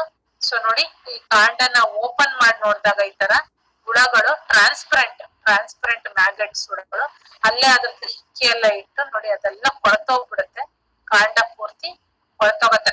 ಸೊ ನಿಮ್ಗೆ ನೊಣ ಕಾಣೋದಿಲ್ಲ, ನೊಣ ಯಾಕಂದ್ರೆ ಬರೀ ಅದನ್ನ ಚುಚ್ಚಿ ಮೊಟ್ಟೆ ಇಟ್ಟು ಹೊಟ್ಟೋಗುತ್ತೆ ಅಷ್ಟೇ. ಈ ಮ್ಯಾಗೆಟ್ಸ್ ಗಳು ಈ ತರ ಕಾಣ್ತವೆ, ಮರಿ ಹುಳಗಳು. ಸೊ ಇದು ಸ್ಪಿಂಜಿಡ್ ಮಾತ್ ಅಂತ ನೀವು ನೋಡಿರ್ಬೋದು. ಈ ದಾಸವಾಳ ಆಗಿರ್ಬೋದು, ಕಣಿಗೆ ಹೂ ಯಾರು ಮನೆ ಹತ್ರ ಹಾಕಿದ್ರೆ ಅಲ್ಲಿ ಈ ತರ ದೊಡ್ಡ ದೊಡ್ಡ ಗಾತ್ರದ ಮರಿ ಹುಳಗಳು ಕಾಣಿಸ್ಕೊಳ್ಳುತ್ತೆ. ಇದು ತುಂಬಾ ಫಾಸ್ಟ್ ಫೀಡರ್, ತುಂಬಾ ಬೇಗ ಎಲೆಗಳನ್ನೆಲ್ಲ ತಿಂದು ಬೆಳೆನ ನಾಶ ಮಾಡುವಂಥದ್ದು. ಒಂದು ಹುಳು ಬಹು ಬೇಗ ಒಂದು ಗಿಡ ಪೂರ್ತಿ ಬೇಗ ತಿನ್ಕೊಳುತ್ತೆ, ಅಂದ್ರೆ ಗಾತ್ರದಲ್ಲಿ ಇದು ದೊಡ್ಡದಾಗಿರ್ತವೆ ಈ ಹುಳಗಳು. ಸೊ ಇದು ಸ್ಪಿಂಜಿಡ್ ಮಾತ್ ಅಂತ ಹೇಳಿ. ಸೊ ಇದಕ್ಕೆ ನಾನು ಹೇಳಿದೆ ಆವಾಗ್ಲೇ, ಹಸಿರು ಹುಳಗಳಿಗೆ ಇದ್ರ ಕ್ಲೋರೋಪೈರಿಫಾಸ್, ಫಿನಾಲ್ಫಾಸ್, ಪ್ರೊಫೆನೋಫಾಸ್ ಅಥವಾ ಮೊನೊಕ್ರೋಟೋಫಾಸ್ ಈಗ ಸಿಗುತ್ತಿಲ್ಲ. ಅದು ಸಿಗ್ಲಿಲ್ಲ ಅಂದ್ರೆ ಕ್ಲೋರೋಪೈರಿಫಾಸ್ ಅಥವಾ ಫಿನಾಲ್ಫಾಸ್ ನ 2 ಮಿಲಿ 1 ಲೀಟರ್ಗೆ ಹಾಕಿ ಸ್ಪ್ರೇ ಮಾಡಬಹುದು ಇದರ ಹತೋಟಿಗಾಗಿ. ಸೊ ಆಗ್ಲೇ ಹೇಳಿದೆ ನಾನು ಹಳದಿ ನಂಜು ರೋಗ ಹೇಗ್ ಬರುತ್ತೆ ಅಂತಂದ್ರೆ ರಸ ಹೀರೋ ಕೀಟಗಳಿಂದ, ಅದ್ರಲ್ಲೂ ಪ್ರಮುಖವಾಗಿ ಬಿಳಿ ನೊಣ. ಸೊ ಬಿಳಿ ನೊಣ ಈ ರಸ ಹೀರೋ ಕೀಟ ಒಂದು ಇದು ಎಲೆಗಳ ತಳಭಾಗದಲ್ಲಿ ಕೂತು ರಸ ಹೀರೋದ್ರ ಜೊತೆಗೆ ವೈರಸ್ ನು ಸದಾ ಹರಡುತ್ತೆ. ನೋಡಿ ಮೊದಲನೇ ಸಿಂಪ್ಟಮ್ಸ್ ನೋಡಿ ಈ ತರ ಕಾಣಿಸ್ಕೊಳ್ಳುತ್ತೆ. ಮೊದಲನೇ ಫೋಟೋ ನೋಡಿ, ಅಲ್ಲಲ್ಲಿ ಹಳದಿ ಮಚ್ಚೆಗಳು, ರೈಸ್ಡ್ ಗ್ರೀನ್ ಏರಿಯಾಸ್ ಅಂತೀವಿ. ಮಾಟ್ಲಿಂಗ್ ಸಿಂಪ್ಟಮ್ಸ್ ಅಂದ್ರೆ ಅದ್ ಎಲ್ಲೆಲ್ಲಿ ಕೂತು ರಸ ಇರುತ್ತೆ ಅಲ್ಲಿ ಉಪ್ಪು ಉತ್ತೆ, ಎಲೆಗಳ ಜೀವಕೋಶಗಳು ಉಪ್ಪದಂಗ್ ಕಾಣುತ್ತೆ. ತದನಂತರ ನೋಡಿ ತರ ಹಳದಿ ಮಚ್ಚೆಗಳು ಕಾಣಿಸ್ಕೊಳ್ಳುತ್ತೆ. ಮಚ್ಚೆ ಕಾಣಿಸ್ಕೊಂಡು ನಂತರ ಕಂಪ್ಲೀಟ್ ಆಗಿ ಎಲೆಗಳಿಗೆ ಹಳದಿ ಬಣ್ಣ ಆವರಿಸ್ಕೊಳ್ಳುತ್ತೆ. ಅದಕ್ಕೆ ನಾವು ಇದನ್ನ ಹಳದಿ ನಂಜು ರೋಗ ಅಂತೀವಿ. ಇದು ಒಂದು ಗಿಡಕ್ಕೆ ಬಂದ ತಕ್ಷಣ ಪಕ್ಕದಕ್ಕೆ ಮತ್ತೆ ಇದ್ರಲ್ಲಿ ರಸ ಹೀರಿ ಆರೋಗ್ಯವಂತ ಗಿಡಗಳಿಗೂ ಸದಾ ಅದು ಕೀಟ ಹರಡ್ತಾ ಹೋಗುತ್ತೆ. ಸೊ ಇದಕ್ಕೆ ಬೆಸ್ಟ್ ಮೆಥಡ್ ಏನ್ ಮಾಡ್ಬೋದಪ್ಪ ನಾವು ಅಂದ್ರೆ ರೋಗ ನಿರೋಧಕ ತಳಿ, ಹಳದಿ ನಂಜು ರೋಗ ನಿರೋಧಕ ತಳಿಗಳನ್ನ ಬೆಳೆಸ್ಬೇಕು. ನೋಡಿ ಈ ತರ ಫಸ್ಟ್ ಈ ತರ ಪ್ಯಾಚ್ ಅಲ್ಲಿ ಕಾಣಿಸ್ಕೊಳ್ಳುತ್ತೆ, ಒಂದೇ ಪ್ಯಾಚ್ ಅಲ್ಲಿ, ನಂತರ ಹಂಗೆ ಸ್ಪ್ರೆಡ್ ಆಗ್ತಾ ಹೋಗುತ್ತೆ. ಇದೇ ಬಿಳಿ ನೊಣ, ಈ ರೋಗವನ್ನ ಹರಡುವಂತ ರೋಗವಾಹಕ. ಬಿಳಿ ನೊಣ ನಂಜು ರೋಗವಾಹಕಗಳು ಎಲೆಗಳ ತಳಭಾಗದಲ್ಲಿ ಕೂತು ಇವು ರಸ ಹೀರ್ತಾ ಇರ್ತವೆ. ಸೊ ಇದಕ್ಕೆ ಒಂದು ರೆಸಿಸ್ಟೆಂಟ್ ವೆರೈಟಿ ಅಂದ್ರೆ ರೋಗ ನಿರೋಧಕ ತಳಿ ಇದು ನಮ್ದೇನೇದು. ಇದು ನಿನ್ನೆ ಟಿ ನರಸೀಪುರ ಮತ್ತು ನಂಜನಗೂಡು ಭಾಗದಲ್ಲಿ ತೆಗ್ದಿರೋ ಫೋಟೋ. ಇದು ನಂಜನಗೂಡು ಭಾಗದಲ್ಲಿ ತೆಗ್ದಿರೋ ಫೋಟೋ. ಇದು ನಾಗರಕೋಟೆ. ಇದು ನೋಡಿ ಇದು ಉದ್ದು ಇದು ಆಲ್ರೆಡಿ ಕಾಯಿ ಕಟ್ಟ ಆಗ್ತದೆ, ಹೂವು ಬಿಡ್ತಾ ಇದೆ ಈಗ. ಸೊ ಇನ್ನು ಪೂರ್ತಿ ಪ್ಲಾಟ್ ನೋಡ್ಬೋದು. ಇದು ಒಂದು 2.5 ಎಕರೆ ಪ್ರದೇಶದಲ್ಲಿ ನಾವು ಹಾಕ್ಸಿದೀವಿ. ಸೊ ಎಲ್ಲೂ ಸದಾ ಒಂದು ಗಿಡನು ಸದಾ ಹಳದಿ ರೋಗ ಬಂದಿಲ್ಲ. ಆದ್ರೆ ಪಕ್ಕದ ಪ್ಲಾಟ್ ಅಲ್ಲಿ, ಇಲ್ಲಿ ದೂರದಲ್ಲಿ ಒಂದು ಪ್ಲಾಟ್ ಇದೆ, ನಿಮ್ಗೆ ಕಾಣ್ತಾ ಇದೆಯೇನೋ ಗೊತ್ತಿಲ್ಲ, ಅಲ್ಲಿ ಬೇರೆ ತಳಿ, ಲೋಕಲ್ ತಳಿ ಹಾಕಿದ್ದಾರೆ, ಅದು ಕಂಪ್ಲೀಟ್ ಆಗಿ ಹಳದಿ ರೋಗ ಬಂದಿದೆ. ಅಲ್ಲಿ ಸೋರ್ಸ್ ಇದ್ರು ಸದಾ ಅಲ್ಲಿ ಓದಂತ ಬಿಳಿ ನೊಣಗಳು ಇಲ್ಲಿ ಬಂದು ಕೂತು ರಸ ಇರಿದ್ರು ಸದಾ ಆ ವೈರಸ್ ನ ಇಲ್ಲಿ ಬಿಟ್ರು ಈ ನಮ್ಮ ತಳಿ ಆ ವೈರಸ್ ನ ತಗೊಳೋದಿಲ್ಲ. ಇದು LBG 791 ಅಂತ ಹಳದಿ ರೋಗ ನಂಜು ರೋಗ ನಿರೋಧಕ ತಳಿ. ಸೊ ಎಕರೆಗೆ 6ರಿಂದ 8 ಕ್ವಿಂಟಾಲ್ ಬರುತ್ತೆ. ಟಿ ನರಸೀಪುರ ಭಾಗದಲ್ಲೆಲ್ಲ 8ರಿಂದ 9 ಕ್ವಿಂಟಾಲ್ ತೆಗೆದವರು ಇದ್ದಾರೆ. ಸೊ ಇದು ಒಂದು ಅತ್ಯುತ್ತಮವಾದ ತಳಿ. ಸೊ ರೋಗ ನಿರೋಧಕತೆ ಶಕ್ತಿ ಇರುವಂತದ್ದು, ಹಳದಿ ರೋಗ ಬರೋದಿಲ್ಲ ಇದಕ್ಕೆ. ನೀವು ನೋಡಿರ್ಬೋದು, ಈಗ ಈ ಚಿತ್ರದಲ್ಲೇ ನೋಡ್ರಿ, ಇದು ನೆನ್ನೆ ತೆಗೆದಂತ ಫೋಟೋ ಫೀಲ್ಡ್ ಅಲ್ಲಿ. ಈ ತಳಿ ಒಂದು ಅತ್ಯುತ್ತಮವಾದ ತಳಿ. ನಿಮ್ಗೆ ಬಿತ್ತನೆ ಬೀಜ ಬೇಕು ಅಂದ್ರೆ BC ಹೇಳಿ. ಕಡಿಮೆನ ಬಿಡ್ಬೇಕು ಬಂದೇ ಬಿಟ್ಕೊಟ್ಟೆ ಒಂದಿನ. ಯಾವಾಗ ಯಾವಾಗ ದನ ಇದ್ದ ಒಳಗನ. ಸೊ ಇದೊಂದು ಹಳದಿ ನಂಜು ರೋಗ ನಿರೋಧಕತೆ ತಳಿ. ಇದು LBG 791 ಅಂತ, ಅದನ್ನ ಸುರಕ್ಷಾ ಅಂತ ಹೆಸರಿಟ್ಟಿದ್ದಾರೆ.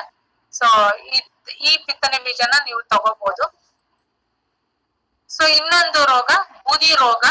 ಬೂದಿ ರೋಗ ಇದು ನೀವು ಧಾನ್ಯಗಳಲ್ಲಿ ತುಂಬಾನೇ ಕಾಮನ್ ಇದು ಬೂದಿ ರೋಗ. ಸೊ ಎಲೆಗಳ 2 ಭಾಗದಲ್ಲಿ, ಕಾಂಡದ ಮೇಲೆ ಮತ್ತೆ ಹೂಗಳ ಮೇಲೆ ಈ ತರ ಪೌಡರ್ ಚೆಲ್ದಂಗ ಆಗಿರುತ್ತೆ ಬೂದಿನ ನೀವು ಸ್ಪ್ರಿಂಕಲ್ ಹೆಂಗ್ ಮಾಡ್ತೀರೋ ಆ ತರ ಬೂದಿ. ಈಗ ತುಂಬಾ ಬಿಸಿಲಿದ್ದು ಸಡನ್ ಆಗಿ ಒಂದು ಮಳೆ ಬಂದ್ರೆ, ಹ್ಯುಮಿಡಿಟಿ ಜಾಸ್ತಿ ಇದ್ದು ಸಣ್ಣದಾಗಿ ಒಂದು ಮಳೆ ಬಂದ್ರೆ ಈ ರೋಗದ ಇಮಿಡಿಯೇಟ್ ಆತರ ಬರುತ್ತೆ, ಪೌಡ್ರಿ ಮೆಡ್ಯೂ ಅಂತ. ಸೊ ದ್ವಿದಳ ಧಾನ್ಯಗಳಲ್ಲಿ ಭಾರಿ ಕಾಮನ್ ಶಿಲೀಂಧ್ರ ರೋಗ ಇದು. ಸೊ ಇದಕ್ಕೆ ಸಲ್ಫರ್ ಫಂಜಿಸೈಡ್ಸ್, ವೆಟ್ಟಬಲ್ ಸಲ್ಫರ್ ಅಂತ ಅಂತೀವಿ, ಯಾವ್ದಾರು ಆಯ್ತು, ಸಲ್ಫೆಕ್ಸೋ, ಸಲ್ಫಾನ್ ಅಂತ ಸಿಗುತ್ತೆ, ಅಥವಾ ಕಾರ್ಬೆಂಡಾಸಿಮೋ, ಕಾಪರಾಕ್ಸಿಕ್ಲೋರೈಡ್, ಯಾವುದೇ ಆದ್ರೂ ಪರವಾಗಿಲ್ಲ 1 ಗ್ರಾಮು ಪ್ರತಿ ಲೀಟರ್ ನೀರಿನಲ್ಲಿ, ಅಥವಾ ಕಾಪರಾಕ್ಸಿಕ್ಲೋರೈಡ್ ಆದ್ರೆ 3 ಗ್ರಾಮು 1 ಲೀಟರ್ ನೀರಿನಲ್ಲಿ ಹಾಕಿ ಸ್ಪ್ರೇ ಮಾಡಬಹುದು. ಇದು ಬರೀ ತುಂಬಾ ಮೈನರ್ ಡಿಸೀಸ್, ಒಂದು ಸ್ಪ್ರೇ ಮಾಡಿದ್ರೇನೆ ಸಾಕು ಈ ರೋಗ ಹತೋಟಿಗೆ ಬರುತ್ತೆ. ಸೊ ಇದು ಬೂದಿ ರೋಗ ಅಂತ. ಸೊ ಇನ್ನು ಎಲೆ ಚುಕ್ಕೆ ರೋಗ, 2 ರೀತಿ ಎಲೆ ಚುಕ್ಕೆ ರೋಗ ಬರ್ತವೆ. ಆಲ್ಟರ್ನೇರಿಯಾ ಎಲೆ ಚುಕ್ಕೆ ರೋಗ ಮತ್ತೆ ಸರ್ಕೋಸ್ಪೋರಾ ಎಲೆ ಚುಕ್ಕೆ ರೋಗ ಅಂತ ಬರ್ತವೆ. ಸೊ ಇದಕ್ಕೂ ಅಷ್ಟೇ M45 ಮ್ಯಾಂಕೋಸೆಪ್ ಅಂತ ಹೇಳ್ತೀವಿ, M45 ಸೈನೆಪ್ ಅಥವಾ COC ಅಥವಾ ಕಾರ್ಬೆಂಡಾಸಿಮ್, ಯಾವ್ದಾದ್ರು ಆಯ್ತು, ನೀವು ಬ್ಯಾವಿಸ್ಟಿನ್ ಅಂತ ಏನಂತೀರೋ, ಸೊ ಯಾವ್ದಾದ್ರು ಆಯ್ತು, 1 ಸ್ಪ್ರೇ ಕೊಟ್ರು ಇದು ಕಂಟ್ರೋಲ್ ಆಗುತ್ತೆ. ಸೊ ಈಗ ಮಳೆ ಆಗಿರೋದ್ರಿಂದ ಇವೆಲ್ಲ ಸ್ವಲ್ಪ ಈ ರೋಗಗಳು ಕಾಣಿಸ್ಕೊಳ್ತವೆ. ಸೊ ಆಲ್ಟರ್ನೇರಿಯಾ ಎಲೆ ಚುಕ್ಕೆ ರೋಗ, ಸರ್ಕೋಸ್ಪೋರಾ ಎಲೆ ಚುಕ್ಕೆ ರೋಗ, ಸೆಪ್ಟೋರಿಯಾ ಎಲೆ ಚುಕ್ಕೆ ರೋಗ, ಇವುಗಳೆಲ್ಲ ಈಗ ಕಾಣಿಸ್ಕೊಳ್ಳುತ್ತೆ. ಸೊ 1 ಸ್ಪ್ರೇ ಮುಂಜಾಗ್ರತಾ ಕ್ರಮವಾಗಿನೂ ಕೊಡ್ಬೋದು, ಅಥವಾ ಅಲ್ಲಲ್ಲಿ ಕಾಣಿಸ್ಕೊತಾ ಇದೆ ಈಗ ಅಂತ 1 ಸ್ಪ್ರೇ ಕೊಟ್ರೆ 2 ತರದ ಎಲೆ ಚುಕ್ಕೆ ರೋಗಗಳನ್ನ ಸದಾ 1 ಸ್ಪ್ರೇ ಸಾಕು ಹತೋಟಿಗೆ ಮಾಡ್ಬೋದು. ಸೊ ಇನ್ನು ನೆಕ್ಸ್ಟ್ ಬೆಳೆ ಅಲಸಂದೆಲ್ಲೂ ಅಷ್ಟೇ ಸೇಮ್. ಈಗ ನೀವು ಹಸಿರು ಮತ್ತೆ ಉದ್ದಿಗೆ ಏನೇನ್ ಹೇಳ್ದೆ ಅದೇ ಕೀಟಗಳು ಬರ್ತವೆ. ಎಲೆಜಿಗೆ ಹುಳುಗಳು, ಸಸ್ಯ ಹೇನುಗಳು, ಕಾಂಡ ಕೊರಕ, ಕಾಂಡ ನೊಣ. ಸೊ ಅದೇ ರೀತಿ ಅದಲ್ದೆ ಈ ದ್ವಿದಳ ಧಾನ್ಯಗಳಲ್ಲಿ ಉಗ್ರಾಣದ ಕೀಟಗಳು, ಸುಮಾರು ಜನ ಇದು ಕ್ವಶನ್ ಕೇಳ್ತಾ ಇದ್ರು, ಉಗ್ರಾಣದ ಕೀಟಗಳನ್ನ ಹೆಂಗೆ ಕಂಟ್ರೋಲ್ ಮಾಡ್ಬೋದು ಅಂತ. ಈಗ ಏಕದಳ ಧಾನ್ಯಗಳಾದ್ರೆ ನೀವು ಭತ್ತ ಆಗಿರ್ಲಿ ಇವಕ್ಕೆಲ್ಲ ನೀವು ನೀವು ಸೊಪ್ಪು ಅಂದ್ರೆ ಬೇವಿನ ಸೊಪ್ಪು, ಹೆಬ್ಬೇವಿನ ಕಡ್ಡಿಗಳು, ಹೆಬ್ಬೇವು ಮರದ ಕಡ್ಡಿಗಳು, ಇವುಗಳನ್ನ ಮೂಟೆಗಳಲ್ಲಿ ಅಲ್ಲಿ ಇಲ್ಲಿ ಚುಚ್ಚಿ ಒಳಗಡೆ ತುಂಬೋದ್ರಿಂದ ಆದಷ್ಟು ಈ ಉಗ್ರಾಣದ ಕೀಟಗಳನ್ನ ಕಂಟ್ರೋಲ್ ಮಾಡಬಹುದು. ಬಟ್ ಈ ಕಾಳುಗಳಿಗೆ, ಈ ದಪ್ಪ ದಪ್ಪ ಕಾಳುಗಳು, ಎಣ್ಣೆ ಕಾಳುಗಳು, ಇವಕ್ಕೆಲ್ಲ ಈ ನೀವು ಕಾಳನ್ನ ಎಲ್ಲಿ ಶೇಖರಣೆ ಮಾಡ್ತಿರಲ್ಲ ಆ ಚೀಲಗಳನ್ನ ಒಂದು ಸಾರಿ ಸ್ಪೈನೋಸೈಡ್ ಅಥವಾ ಎಮಾಮೆಕ್ಟಿನ್ ಬೆಂಜೋಯೇಟ್ ಸೊಲ್ಯೂಷನ್ ಅಲ್ಲಿ ಡಿಪ್ ಮಾಡ್ಬಿಟ್ಟು ಅದರಲ್ಲಿ ತುಂಬಿಡಬಹುದು. ಕಾಳುಗಳಿಗೆ ನೀವು ಡೈರೆಕ್ಟ್ ಆಗಿ ಇದು ಮಾಡ್ಲಿಲ್ಲ ಅಂದ್ರೂ, ಲೇಪನ ಮಾಡ್ಲಿಲ್ಲ ಅಂದ್ರೂ, ಇಲ್ಲ ನಾವು ಮತ್ತೆ ಉಪಯೋಗಿಸ್ತೀವಿ, ಆಹಾರಕ್ಕೆ ಯೂಸ್ ಮಾಡ್ತೀವಿ, ಅಡಿಗೆಗೆ ಯೂಸ್ ಮಾಡ್ತೀವಿ ಅನ್ನೋರು ಮಾಡಕ್ ಹೋಗ್ಬೇಡಿ ಈ ಮೆಥಡ್ ನ. ಬಿತ್ತನೆಗೆ ಇಟ್ಕೊಳ್ಳೋರು ಈ ಸೀಡ್ ಟ್ರೀಟ್ಮೆಂಟ್ ಮೆಥಡ್ ಮಾಡ್ಬೋದು. ಎಮಾಮೆಕ್ಟಿನ್ ಬೆಂಜೋಯೇಟ್ ಸಿಗುತ್ತೆ, ಆಕ್ಚುಲಿ ಎಮಾ ಗೋಲ್ಡ್ ಅಂತ ಸಿಗುತ್ತೆ. ನಿಮ್ಮ ರೈತ ಸಂಪರ್ಕ ಕೇಂದ್ರಗಳಲ್ಲೂ ಈಗ ತರಿಸ್ತಾರೆ ಎಮಾಮೆಕ್ಟಿನ್ ಬೆಂಜೋಯೇಟ್ ನ. ಸೊ ಅದನ್ನ 50 ಮಿಲಿ ನೀರಿನಲ್ಲಿ 10 ಕಿಲೋಗ್ರಾಮ್ 10 ಕೆಜಿ ಬಿತ್ತನೆ ಬೀಜಕ್ಕೆ 10 ಕೆಜಿ ಬಿತ್ತನೆ ಬೀಜಕ್ಕೆ 0.4 ಗ್ರಾಮ್ ಸ್ಪೈನೋಸೈಡ್ ಅಥವಾ 0.4 gram emamectin benzoate, 50 ml water, 100 ಮಿಲಿನೋಲ ಅದ್ರಲ್ಲಿ ಅರ್ಧ, 10 kg ಬಿತ್ತನೆ ಬೀಜಕ್ಕೆ ಲೇಪನ ಮಾಡಿ ನೆರಳಲ್ಲಿ ಒಣಗಿಸಿ ಆ ನಂತರ ಮೂಟೆ ಕಟ್ಟಿಡಬಹುದು. ಇಲ್ಲ ಅಂದ್ರೆ ನೀವು ಆ ಮೂಟೆಗ ಇದು ಚೀಲ, ಗೋಣಿ ಚೀಲಗಳನ್ನೇ ಸದಾ ಆ ಸೊಲ್ಯೂಷನ್ ಅಲ್ಲಿ ಡಿಪ್ ಮಾಡಿ ನಂತರ ಅದಕ್ಕೆ ತುಂಬಿಡಬಹುದು. ಇದರಿಂದ ಈ ಉಗ್ರಾಣದ ಕೀಟಗಳನ್ನ ನಾವು ಸಾಕಷ್ಟು ಮಟ್ಟಿಗೆ ಕಂಟ್ರೋಲ್ ಮಾಡ್ಬೋದು. ಸೊ ಅದಲ್ಲದೆ ರೋಗಗಳು ಅದೇ ಹೇಳಿ. ಹಲೋ ಮೇಡಮ್, ನಮಸ್ಕಾರ. ಹೇಳಿ. ಅದೀಗ ನೀವ್ ಹೇಳಿದ್ರಿ ಅದು ಬಿತ್ತನೆ ಬೀಜಗಳಿಗಾದ್ರೆ ಆ ಮೆಥಡ್ ಮಾಡಿ, ಇಲ್ಲಾಂದ್ರೆ ಬೇಡ ಅಂದ್ರಿ. ಹೌದು, ಬಿತ್ತನೆ ಬೀಜಕ್ಕೆ ನೀವು ಸಂಗ್ರಹಿಸಿ ಇಡೋದಾದ್ರೆ, ಈಗ ನೀವು ಹೌದು. ಒಂದ್ ವರ್ಷ ಈಗ ಇಟ್ಕೊತೀರಾ, ಮನೆಗೆ ಯೂಸ್ ಮಾಡೋದು ಆಹಾರಕ್ಕೆ. ಆಹಾರಕ್ಕೆ ಯೂಸ್ ಮಾಡ್ತೀನಿ ಅಂದ್ರೆ ಬರೀ ಈ ಬೇವಿನ ಎಲೆಗಳನ್ನ ಬಟ್ಟೆಯಲ್ಲಿ ಕಟ್ಟಿ, ತೆಳುವಾದ ಬಟ್ಟೆನಲ್ಲಿ ಕಟ್ಟಿ ಅದ್ರೊಳಗೆ ಇಡೋದು, ಡಬ್ಬಗಳಲ್ಲಿ ಆ ತರ ಮಾಡ್ಕೋಬಹುದು. ಇಲ್ಲ ಹೆಬ್ಬೇವಿನ ಹೆಬ್ಬೇವಿನ ಕಡ್ಡಿಗಳನ್ನ ಚೀಲದೊಳಗಡೆ ಸೇರ್ಸಿ ತುಂಬಿಡೋದು. ಸೊ ಆ ತರ ಮಾಡೋದ್ರಿಂದ ಅದನ್ನ ಕಾಳುಗಳನ್ನ ಆಹಾರಕ್ಕೆ ಯೂಸ್ ಮಾಡ್ತೀರ ಅನ್ನೋದಾದ ಆಹಾರಕ್ಕೆ. ಇದು ನೀವು ಹೇಳಿದ್ರೆ ಬರೀ ಅಲಸಂದೆಗೆ ಮಾತ್ರ ಅಥವಾ ಯಾವ್ದೇ ಬೀಜಕ್ಕಾದ್ರೂ ಈ ತರ ಮಾಡೋದು? ಇದು ನೀವು ಅಲಸಂದೆ ಬೇರೆ ಬೀಜಗಳಿಗೂ ಮಾಡ್ಬೋದು. ಈವನ್ ಎಣ್ಣೆ ಕಾಳುಗಳಿಗೂ ಇದು ಮಾಡ್ಬೋದು. ಎಣ್ಣೆ ಕಾಳುಗಳಿಗಾಗ್ಲಿ ಯಾವ ಕಾಳುಗಳಿಗಾರು ಮಾಡ್ಬೋದು. ಸೊ ರೋಗಕ್ಕೆ ಬರೋದಾದ್ರೆ ನಾನು ಆಗ್ಲೇ ತೋರಿಸಿದೀನಿ. ಎಲೆ ಚುಕ್ಕೆ ರೋಗ, ಸೆಪ್ಟೋರಿಯಾ, ಸರ್ಕೋಸ್ಪೋರ ಮತ್ತೆ ಆಲ್ಟರ್ನೇರಿಯಾ, 3 ತರದ ಎಲೆ ಚುಕ್ಕೆ ರೋಗಗಳು ಬರ್ತವೆ. ಬೂದಿ ರೋಗ ಮತ್ತೆ ನಂಜು ರೋಗ. ಸೊ ದ್ವಿದಳ ಧಾನ್ಯಗಳಲ್ಲಿ ಆಲ್ಮೋಸ್ಟ್ ಎಲ್ಲ ಸೇಮ್ ಇವೆಲ್ಲ ಬರೋದು. ತುಕ್ಕು ರೋಗ ನಿಮ್ಗೆ ಗೊತ್ತಿರುತ್ತೆ. ಆ ಎಲೆಗಳ ತಳಭಾಗದಲ್ಲಿ ಹಳದಿ ಮಿಶ್ರಿತ ಕೇಸರಿ ಬಣ್ಣದ್ದು ಪೌಡರ್ ತರ ಕಬ್ಬಣಕ್ಕೆ ತುಕ್ಕು ಹೇಗೆ ಹಿಡಿಯುತ್ತೋ ಅದೇ ರೀತಿ ಪೌಡರ್ ತರ ಅಲ್ಲಲ್ಲಿ ಸ್ಪಾಟ್ ಗಳು ಕಾಣುತ್ತೆ ನಿಮಗೆ. ಅದಕ್ಕೆ ಹೆಕ್ಸಾಕೋನಜಲ್ ಬೆಸ್ಟ್ ಕೆಮಿಕಲ್. ಆಕ್ಚುಲಿ ಇದನ್ನು ಸದಾ RSKಗಳಲ್ಲಿ ನಿಮ್ಗೆ ತರಿಸ್ತಾರೆ. ಹೆಕ್ಸಾಕೋನಜಲ್ 1 ml/ಲೀಟರ್ ಸ್ಪ್ರೇ ಮಾಡಬಹುದು. ಸೊ ಅದನ್ನ ಕಂಟ್ರೋಲ್ ಆಗುತ್ತೆ. ಇದು ತುಕ್ಕು ರೋಗ ಅಂತ. ಸೊ ನೋಡಿ ಈ ತರ ಆಗುತ್ತೆ ನೋಡಿ. ಎಲೆಗಳ ತಳಭಾಗದಲ್ಲಿ ಅದು ಪೌಡರ್ ಫಾರ್ಮ್, ಮೇಲ್ಗಡೆ ಭಾಗ ಹಳದಿ ಆಗಿರುತ್ತೆ. ಯಾಕಂದ್ರೆ ಎಲೆಗಳ ತಳಭಾಗದಲ್ಲಿ ರೋಗ ಕಾಣಿಸ್ಕೊಳ್ಳುತ್ತೆ. ಈ ತರ ನಿಮ್ಮ ಕಬ್ಬಣಕ್ಕೆ ಹೇಗೆ ತುಕ್ಕಿಡಿದ್ರೆ ಅಲ್ಲಲ್ಲಿ ಆ ತರ ಪೌಡರ್ ಕಾಣಿಸ್ಕೊಳ್ಳುತ್ತೋ ಅದೇ ರೀತಿ ಕಾಣಿಸುತ್ತೆ ಎಲೆಗಳು, ಕಾಂಡಗಳಲ್ಲಿ ಹೀಗೆ. ಸೊ ಇದಕ್ಕೆ ಹೆಕ್ಸಾಕೋನಜೋಲ್ ನ ಸ್ಪ್ರೇ ಮಾಡ್ಬೇಕು. ಸೊ ಇದು ನೋಡಿ, ಇದು ನಮ್ಮ ಫಾರ್ಮ್, ಈಗ organic farming research station Naganahalli farm ಅಲ್ಲಿ ಬೆಳೆದಿರುವಂತ ಅಲಸಂದೆ. ಇದು KBC 9 ಅಂತ, KBC 11 ಸದಾ ಇದೆ, 2 ಪ್ರಮುಖವಾದ ತಳಿಗಳು. ಸೊ ಇದು ನಿಮ್ಗೆ ಈ ನಂಜು ರೋಗ ನಿರೋಧಕ ತಳಿ ಇರುವಂತ ನೋಡಿ. ಎಲ್ಲೂ ಸದಾ ನಂಜು ರೋಗ ಕಾಣಿಸ್ಕೊಂಡಿಲ್ಲ. ಸೊ ಇದು 1 ಎಕರೆ ಅಷ್ಟು ಹಾಕಿದೀವಿ ನಾವು ಈಗ ಫಾರ್ಮ್ ಅಲ್ಲಿ. 5 ರಿಂದ 6 ಕ್ವಿಂಟಾಲ್ ಪ್ರತಿ ಎಕರೆಗೆ ಸಿಗುತ್ತೆ. ಸೊ ಈಗ ಆಲ್ರೆಡಿ ಇನ್ನೊಂದು KBC 12 ಅಂತಾನು ಇನ್ನು ನೆಕ್ಸ್ಟ್ ವರ್ಷ ನಿಮ್ಗೆ ಅದರ ಬಿತ್ತನೆ ಬೀಜ ಸಿಗಬಹುದು. ಈಗ KBC 9 ನಿಮ್ಗೆ BC ಫಾರ್ಮ್ ಅಲ್ಲಿ ಅವೈಲೇಬಲ್ ಇದೆ. ಸೊ ಇದು ಆಲ್ರೆಡಿ ಸಮ್ಮರ್ಗೆ ಬೇಸಿಗೆ ಬೆಳೆಯಾಗಿ ಸುಮಾರು ಜನ ಹಾಕಿದ್ದಾರೆ. ನಿಮ್ಗೆ ಮುಂಗಾರಿನಲ್ಲೂ ಸದಾ ಹಾಕೋಬಹುದು ಈ ಬೆಳೆನ. ಸೊ ಇದನ್ನ ಇದು ರೋಗ ನಿರೋಧಕತೆ ಶಕ್ತಿ ಇರುವಂತದ್ದು. ನಂಜು ರೋಗಕ್ಕೆ ನಿರೋಧಕತೆ ಶಕ್ತಿ ಇದೆ. ಇದನ್ನ ನೀವು ಬೆಳಿಬಹುದು. ಸೊ ಇನ್ನು ಅವರೆಗೆ ಬರೋದಾದ್ರೆ ಸೇಮ್, ಅದನ್ನು ಅಷ್ಟೇ. ಎಲೆ ಚುಕ್ಕೆ ರೋಗ, ಕಾಯಿ ಕೊರಕಗಳು. ಕಾಯಿ ಕೊರಕ ನೋಡೇ ಇರ್ತೀರಾ, ಎಲ್ಲಾ ಅವರೆಕಾಯಲ್ಲೂ ಕಾಯಿ ಕೊರಕ ಹೆಲಿಕುವ ತಲೆನ ಒಳಗಡೆ ಹಾಕಿ ಬಾಲದ ಭಾಗ ಆಚೆ ಹಾಕಿ ಕಾಯಿ ಕೊರಕ ತಿಂತಾ ಇರುತ್ತೆ. ಸೊ ಸಸ್ಯ ಏನುಗಳು ನಾನು ಆಗ್ಲೇ ಹೇಳಿದೆ, ಎಲೆ ಚಿಗುರು ಒಟ್ಟೊಟ್ಟಿಗೆ ಕೂತು ರಸ ಇರ್ತಾ ಇರುತ್ತೆ. ಸೊ ಈ ರಸ ಇರೋ ಕೀಟಗಳಂತೆಲ್ಲ ಎಲ್ಲೆಲ್ಲ ರಸ ಇರ್ತಾವೋ ಅಲ್ಲೆಲ್ಲ ಈ ಕಪ್ಪು ಬೂಸ್ಟ್ ಸದಾ ಬೆಳ್ಕೊಳ್ಳೋದು ನೀವು ನೋಡಿರ್ತೀರಾ. ಸೊ ಕಾಯಿ ಕೊರಕ, ಆಮೇಲೆ ನಂಜು ರೋಗ ತರುವಂತದ್ದು ಬಿಳಿ ನೋಣ, ಆಗ್ಲೇ ಹೇಳಿದ್ವಿ. ಆಮೇಲೆ ಎಲೆ ಚುಕ್ಕೆ ರೋಗ, ಇದಕ್ಕೂ ಸದಾ ತುಕ್ಕು ರೋಗನು ಸದಾ ಬರುತ್ತೆ. ಸೊ ಇದು ನಿಮ್ಮ ಕಾಯಿ ಕೊರಕ, ಎಲಿಕೋರ್ಪ ಅಂತ ಹೇಳ್ತೀವಲ್ಲ. ಸೊ ಅದು ಇದಕ್ಕೆ ಡಸ್ಟ್ ಫಾರ್ಮುಲೇಷನ್ಸ್ ಆಗಿರ್ಬೋದು, ಅಥವಾ ಪ್ರೊಫಿನೋಫಾಸ್ ಸ್ಪ್ರೇ ಮಾಡ್ಬೋದು, ಫಿನಾಲ್ಫಾಸ್ ಸ್ಪ್ರೇ ಮಾಡ್ಬೋದು. ಈ ಮೊಗ್ಗು ಯಾವಾಗ ಹೂವು ಮೊಗ್ಗು ಕಟ್ಟುತ್ತಲ್ಲ ಆವಾಗ ಚಿಟ್ಟೆ ಬಂದು ಮೊಟ್ಟೆ ಇಟ್ಟಿರುತ್ತೆ.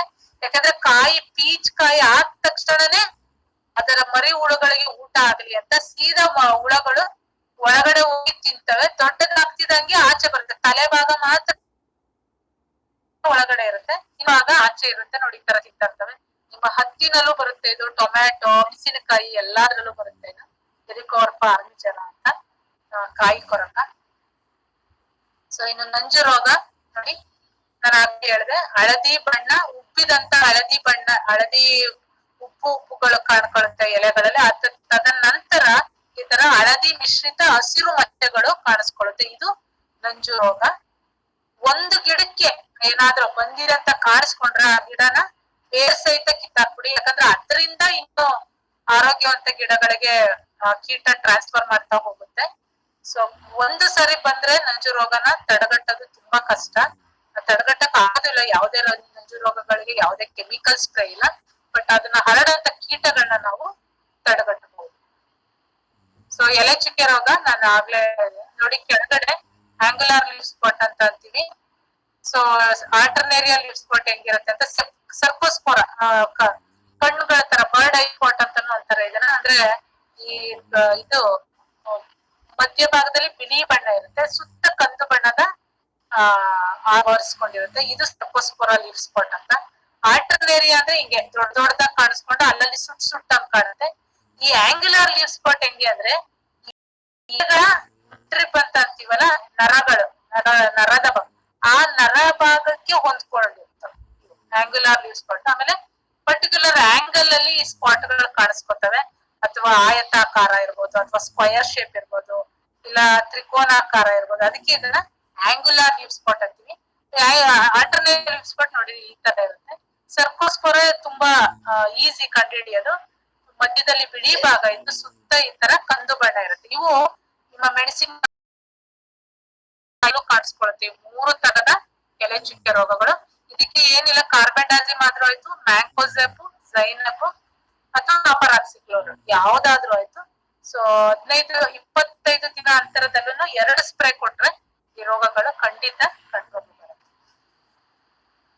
ಸೊ ತಳಿಗಳಿಗೆ ನೋಡೋದಾದ್ರೆ, ಅವರೇನಲ್ಲಿ ತಳಿಗಳಿಗೆ ನೋಡೋದಾದ್ರೆ, ನಮ್ಮ ಕೃಷಿ ವಿಶ್ವವಿದ್ಯಾನಿಲಯ ಬೆಂಗಳೂರಿಂದ ಅಭಿವೃದ್ಧಿ ಪಡಿಸಿರುವಂತ ತಳಿಗಳು HA3, HF4, HF5.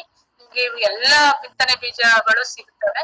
So Hunsur ಭಾಗದ ರೈತರು ನೋಡಿರ್ಬೋದು, ಬನ್ನಿಕುಪ್ಪೆನಲ್ಲಿ ತುಂಬಾ ನಮ್ಮ ತಳಿಗಳನ್ನ ತುಂಬಾ ಹೆಚ್ಚಿಗೆ ಪ್ರಮಾಣದಲ್ಲಿ, ಹೆಚ್ಚಿಗೆ ಎಕರೆನಲ್ಲಿ ಬೆಳೀತಾರೆ. ಸೊ ರೈತರು ಆ ತಳಿಗಳನ್ನ ಬಿಟ್ಟು ಬೇರೆ ತಳಿಗಳನ್ನ ಬೆಳೆಯೋದೇ ಇಲ್ಲ. ಆಕ್ಚುಲಿ ಈ HF4 ಮಣಿ ಅವರ ತರ ಇರುತ್ತೆ, ಆಮೇಲೆ ಬೆಲೆನೂ ಚೆನ್ನಾಗಿ ಸಿಗುತ್ತೆ ಅವ್ರಿಗೆ. ಲಾಸ್ಟ್ ಟೈಮ್ ಎಲ್ಲ 75-80 ರೂಪಾಯಿ ಸಿಕ್ಕಿದೆ, ಹೋದ ಮುಂಗಾರಿನಲ್ಲಿ ಕೊಟ್ಟಿದ್ವಿ ನಾವು. ಸೊ ಅದು ಬಿತ್ತನೆ ಬೀಜ ಸಿಗುತ್ತೆ ನಿಮ್ಗೆ, ಅದನ್ನ ತಂದು ನೀವು ಬೆಳಿಬಹುದು. HF4 ಮತ್ತೆ HF5 ಇವು ಎರಡು ಸದಾ ಅಧಿಕ ಇಳುವರಿ ಕೊಡುವಂತ ತಳಿಗಳು ನಿಮ್ಗೆ. HA3 ನಿಮ್ಗೆ ಸ್ವಲ್ಪ ಚಪ್ಪಟೆಯಾಗಿ ಬರುತ್ತೆ, ಕಾಯಿ ಅಗಲ ಇರುತ್ತೆ. ಇದು HF4 ನಿಮ್ಗೆ ಮಣಿ ಅವರ ತರನೇ ಬರುತ್ತೆ, ತುಂಬಾ ಚೆನ್ನಾಗಿರುತ್ತೆ. ಆಮೇಲೆ ಎಲ್ಲ ಬೇಸಿಗೆ ತುಂಬಾ ಸೊಗಡು ಇರುತ್ತೆ, ಸ್ಮೆಲ್ ಚೆನ್ನಾಗಿರುತ್ತೆ ಇದು.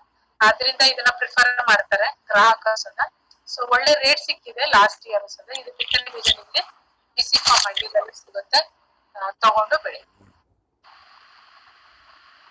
ಸೊ ಇನ್ನು ಕಡಲೆ ನಮ್ಮ ಮೈಸೂರು ಭಾಗದಲ್ಲಿ ಕಮ್ಮಿ ಹೇಳ್ಬೇಕಂದ್ರೆ. ಸೊ ಕಡಲೆ ಬೆಳೆ ಅಷ್ಟು ಏರಿಯಾ ಇಲ್ಲ, ಬಟ್ ಕೆಲವು ಭಾಗ ಹುಣಸೂರು ಕಡೆ, ಸ್ವಲ್ಪ ನಂಜನಗೂಡು, ಗುಂಡ್ಲುಪೇಟೆ ಆ ಭಾಗದಲ್ಲಿ ಸ್ವಲ್ಪ ಬೆಳೀತಾರೆ. ಅದ್ ಬಿಟ್ರೆ ಇನ್ನು ಚಾಮರಾಜನಗರ ಹತ್ತತ್ರ ಸ್ವಲ್ಪ ಭಾಗದಲ್ಲೇ ಬೆಳೀತಾರೆ. ಅದನ್ನು ಅಷ್ಟೇ ಹೆಲಿಕೋವರ್ಪ ಕಾಯಿ ಕೊರಕ. ಸೊ ಇವಕ್ಕೆಲ್ಲ ಸೇಮ್ ಇನ್ಸೆಕ್ಟ್ ಮತ್ತೆ ಡಿಸೀಸಸ್ ಹೇಳ್ಬೋದು ನಾವು. ಕಾಯಿ ಕೊರಕ ಅದ್ರಲ್ಲೂ ಸಹ ಬರುತ್ತೆ. ಹೆಲಿಕೋವರ್ಪ ಪಾಡ್ಬೋರರ್ ಅಂತ ಅಂತೀವಿ ನಾವು ಕನ್ನಡದಲ್ಲಿ, ಕಾಯಿ ಕೊರಕ ಅಂತೀವಿ. ಇದು ಟೊಮ್ಯಾಟೊ ಮತ್ತೆ ಚಿಲ್ಲಿನ ತಿನ್ನುವಾಗ, ನಿಮ್ಮ ಮೆಣಸಿನಕಾಯಿನ ತಿನ್ನುವಾಗ ಇದನ್ನ ಹಣ್ಣು ಕೊರಕ ಅಂತ ಅಂತೀವಿ. ಸೊ ಒಂದೇ ಕೀಟ, ಆದ್ರೆ ಬೇರೆ ಬೇರೆ ಬೆಳೆಗಳನ್ನ ತಿನ್ನುತ್ತೆ ಇದು, ಹೆಲಿಕೋವರ್ಪ ಆರ್ಮಿಜರ ಅಂತ. ಸೊ ಇನ್ನು ಸೊರಗು ರೋಗ ನಾನು ಆಗ್ಲೇ ಹೇಳಿದೆ, ನಿಧಾನವಾಗಿ ಗಿಡಗಳು ಸೊರಗುತ್ತಾ ಬರ್ತವೆ ಅಂತ, ಒಂದೇ ಸರಿ ಕೊಳೆತು ಬಿದ್ದೋಗಲ್ಲ. ಸೊರಗು ರೋಗ ಬಂದಂತೂ ಅದು ಕೊಳೆಯಲ್ಲ, ಒಣಗೋಗುತ್ತೆ, ಕಡ್ಡಿ ತರ ನಿಲ್ಲುತ್ತೆ, ಎಲೆಗಳೆಲ್ಲ ಉದುರೋಗುತ್ತೆ, ಹಳದಿ ಬಣ್ಣ. ಆಗ್ಲೇ ಹೇಳಿದೆ, ಬಂದಂತ ಗಿಡಗಳಿಂದ ಮತ್ತೆ ರೋಗ ಹರಡಬಾರ್ದಂದ್ರೆ ಇಮಿಡಿಯೇಟ್ ಆಗಿ ನಾವು ಮಣ್ಣಿಗೆ ಉಪಚಾರ ಮಾಡ್ಬೇಕು. ಇಲ್ಲ ಅಂದ್ರೆ ಬೀಜೋಪಚಾರ ಮಾಡಿದ ನಂತರ ಬಿತ್ತನೆ ಮಾಡೋದ್ರಿಂದ 35-40% ಈ ರೋಗನ ನಾವು ತಡೆಗಟ್ಟಬಹುದು, ಸೊರಗು ರೋಗ. ಸೊ ಇನ್ನು ಆ ಹುರುಳಿ ನೀವು ತೆಂಗಿನ ಬೆಳೆಯಲ್ಲಿ ಮಿಶ್ರ ಬೆಳೆಯಾಗಿ ಯೂಸ್ ಮಾಡ್ಬೋದು, ಮಧ್ಯದಲ್ಲಿ ಅಂತರ ಬೆಳೆಯಾಗಿ ಹಾಕೋಬಹುದು ಹುರುಳಿ. ಈ ಹುರುಳಿದು ಪ್ರಮುಖ ಒಂದು ಅಡ್ವಾಂಟೇಜ್ ಏನು ಅಂತಂದ್ರೆ, ನೀವು ಹಸಿರೆಲೆ ಗೊಬ್ಬರ, ತುಂಬಾ ಒಳ್ಳೆ ಹಸಿರೆಲೆ ಗೊಬ್ಬರ ಆಗುತ್ತೆ ಇದು.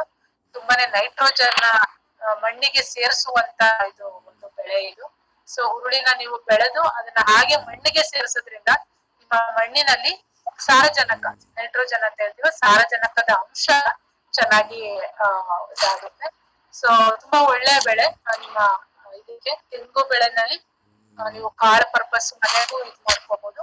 ಬಟ್ ಆದ್ರೆ ಒಂದು ಪ್ರಮುಖ 2 ತರದ ರೋಗಗಳಂದ್ರೆ, ಒಂದು ನಂಜು ರೋಗ ನೋಡಿ, ಈ ತರ ಪೂರ್ತಿ ಹಿಂಗೆ ಹಳದಿ ಆಗೋದು, ಇನ್ನೊಂದು ಬೂದಿ ರೋಗ. ಸೊ ಹುರುಳಿಗೆ ಬರೋದು ಇವೆರಡು ಪ್ರಮುಖವಾದ ರೋಗಗಳು. ಸೊ ನಂಜು ರೋಗದಲ್ಲೂ ಬಂದ್ರು ಕಾಯಿ ನಿಮ್ಗೆ ಇಳುವರಿ ಸಿಗಲ್ಲ. ಬೂದಿ ರೋಗ ಬಂದ್ರಂತೂ ಬೆಳವಣಿಗೆನೆ ಇರೋದಿಲ್ಲ, ಪೂರ್ತಿ ಎಲೆಗಳೇ ಪೂರ್ತಿ ಎಲ್ಲಾ ಒಂಥರ ರೋಗಕ್ಕೆ ತುತ್ತಾಗಿ ಅಲ್ಲಲ್ಲಿ ಎಲೆಗಳೇ ಡೆವಲಪ್ ಆಗಲ್ಲ. ಇದು ಬೂದಿ ರೋಗ. ಇವೆರಡು ಪ್ರಮುಖವಾದ ರೋಗಗಳು ಹುರುಳಿನಲ್ಲಿ. ಸೊ ಅದಕ್ಕೆ ಹಳದಿ ನಂಜು ರೋಗವಾಗ ನಮ್ಮ ಕೃಷಿ ವಿಶ್ವವಿದ್ಯಾನಿಲಯ ಬೆಂಗಳೂರಿಂದ ಅಭಿವೃದ್ಧಿಪಡಿಸಿರೋದು PHG 9 ಅಂತ. ಇದು ನಂಜು ರೋಗ ನಿರೋಧಕ ತಳಿ. ಸೊ ಅದು ಸ್ವಲ್ಪ ಫೋಟೋ ಕ್ಲಾರಿಟಿ ಇಲ್ಲ, ತೆಗೆದಿದ್ದೆ. ಸೊ ಇದು ನಿಮಗೆ 3 ರಿಂದ 4 ಕ್ವಿಂಟಾಲ್ ಪ್ರತಿ ಎಕರೆಗೆ ಸಿಗುತ್ತೆ. ಯೂಶಲಿ ಇದನ್ನ ಹೆಚ್ಚಿಗೆ ಅಂತರ ಬೆಳೆಯಾಗಿ ಹಾಕೋತಾರೆ ತೆಂಗಿನಲ್ಲಿ, ಮತ್ತೆ ಮುಸ್ಕಿನ ಜೋಳ ಅದರ ಜೊತೆ. ಸೊ ಇದು ಒಂದು ಅತ್ಯುತ್ತಮವಾದ ಇದು. ಚಲಿಕೆನೆ ಜಾಸ್ತಿ ಮಾಡೋದು ಸಾಲ್ಗಿನ್ನ. ಸಾಲ್ ಮಾಡಿದ್ರೆ ನಿಮ್ಗೆ ಒಳ್ಳೆ ಇಳುವರಿ ಸಿಗುತ್ತೆ. ಅದೇ ನಂತರ ಸೊಪ್ಪನ್ನ ಹಾಗೆ ಮಣ್ಣಿಗೆ ಸೇರ್ಸೋದ್ರಿಂದ ನಿಮ್ಗೆ ಸಾರಜನಕದ ಪ್ರಮಾಣ ಮಣ್ಣಿನಲ್ಲಿ ಹೆಚ್ಚಿಸ್ಕೋಬಹುದು.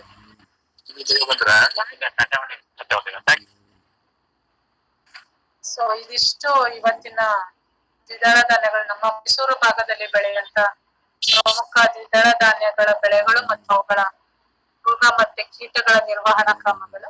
ಸೊ ನಿಮ್ಗೆ ಏನಾದ್ರೂ ಡೌಟ್ಸ್ ಇದ್ರೆ ಕೇಳಬಹುದು. ನಿಮ್ಗೆ ಬೇರೆ ಯಾವ್ದಾದ್ರು ಬೆಳೆಗಳ ಬಗ್ಗೆ, ದ್ವಿದಳ ಧಾನ್ಯ ಅಂತಾನೆ ಇಲ್ಲ, ಬೇರೆ ಯಾವ್ದಾದ್ರು ಬೆಳೆಗಳಿಗೆ ನಿಮ್ಗೆ ಏನಾದ್ರು ಅನುಮಾನಗಳಿದ್ರೆ. ಈಗ ಮುಂಗಾರು ಪ್ರಾರಂಭ ಆಗಿದೆ, ಸೊ ಮಳೆ ಜಾಸ್ತಿ ಆಗಿದೆ. ನೆಕ್ಸ್ಟ್ ಭತ್ತ, ದಯವಿಟ್ಟು ಭತ್ತ ಬಿತ್ತನೆ ಮಾಡೋರು ದಯವಿಟ್ಟು ಬೀಜೋಪಚಾರ ಮಾಡಿ ನಂತರ ಆಮೇಲೆ ನೀವು ಒಡ್ಲು ಮಾಡಿ. ಊಟ ಮಾಡ್ತಿರ್ಬೇಕು.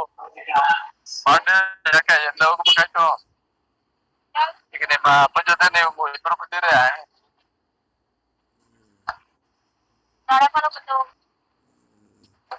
ಬಂದೋಯ್ತಾ?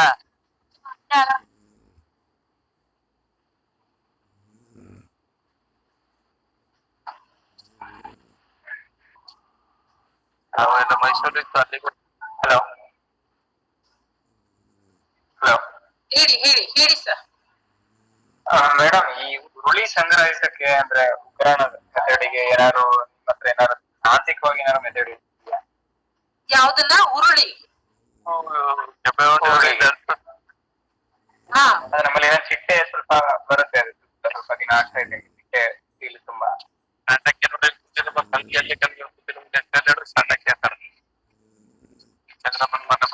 ಸರ್ ಮತ್ತೊಮ್ಮೆ ಹೇಳ್ತೀರಾ? ಈ ಬೇರೆಯವ್ರು ಯಾರೋ ಮಾತಾಡ್ತಿದ್ದಾರೆ, ದಯವಿಟ್ಟು ಪ್ರಶ್ನೆ ಕೇಳಿಸ್ತಾ ಇಲ್ಲ ಸರ್. ಸ್ವಲ್ಪ ಮ್ಯೂಟ್ ಮಾಡಿ. ಹಲೋ, ಅದೇ ಮೇಡಮ್, ಹುರುಳಿ ಸಂಗ್ರಹಣೆಗೆ ಹುರುಳಿ ಸಂಗ್ರಹಣೆಗೆ ಹುರುಳಿ ಕಾಳ ನಿಮ್ಮ ಏನಾದ್ರು ಮೆಥಡ್ ಇದೆಯಾ? ಹುರುಳಿ ಕಾಳಿಗೆ ಅದೇ ಎಷ್ಟ ಇವತ್ತು date? 20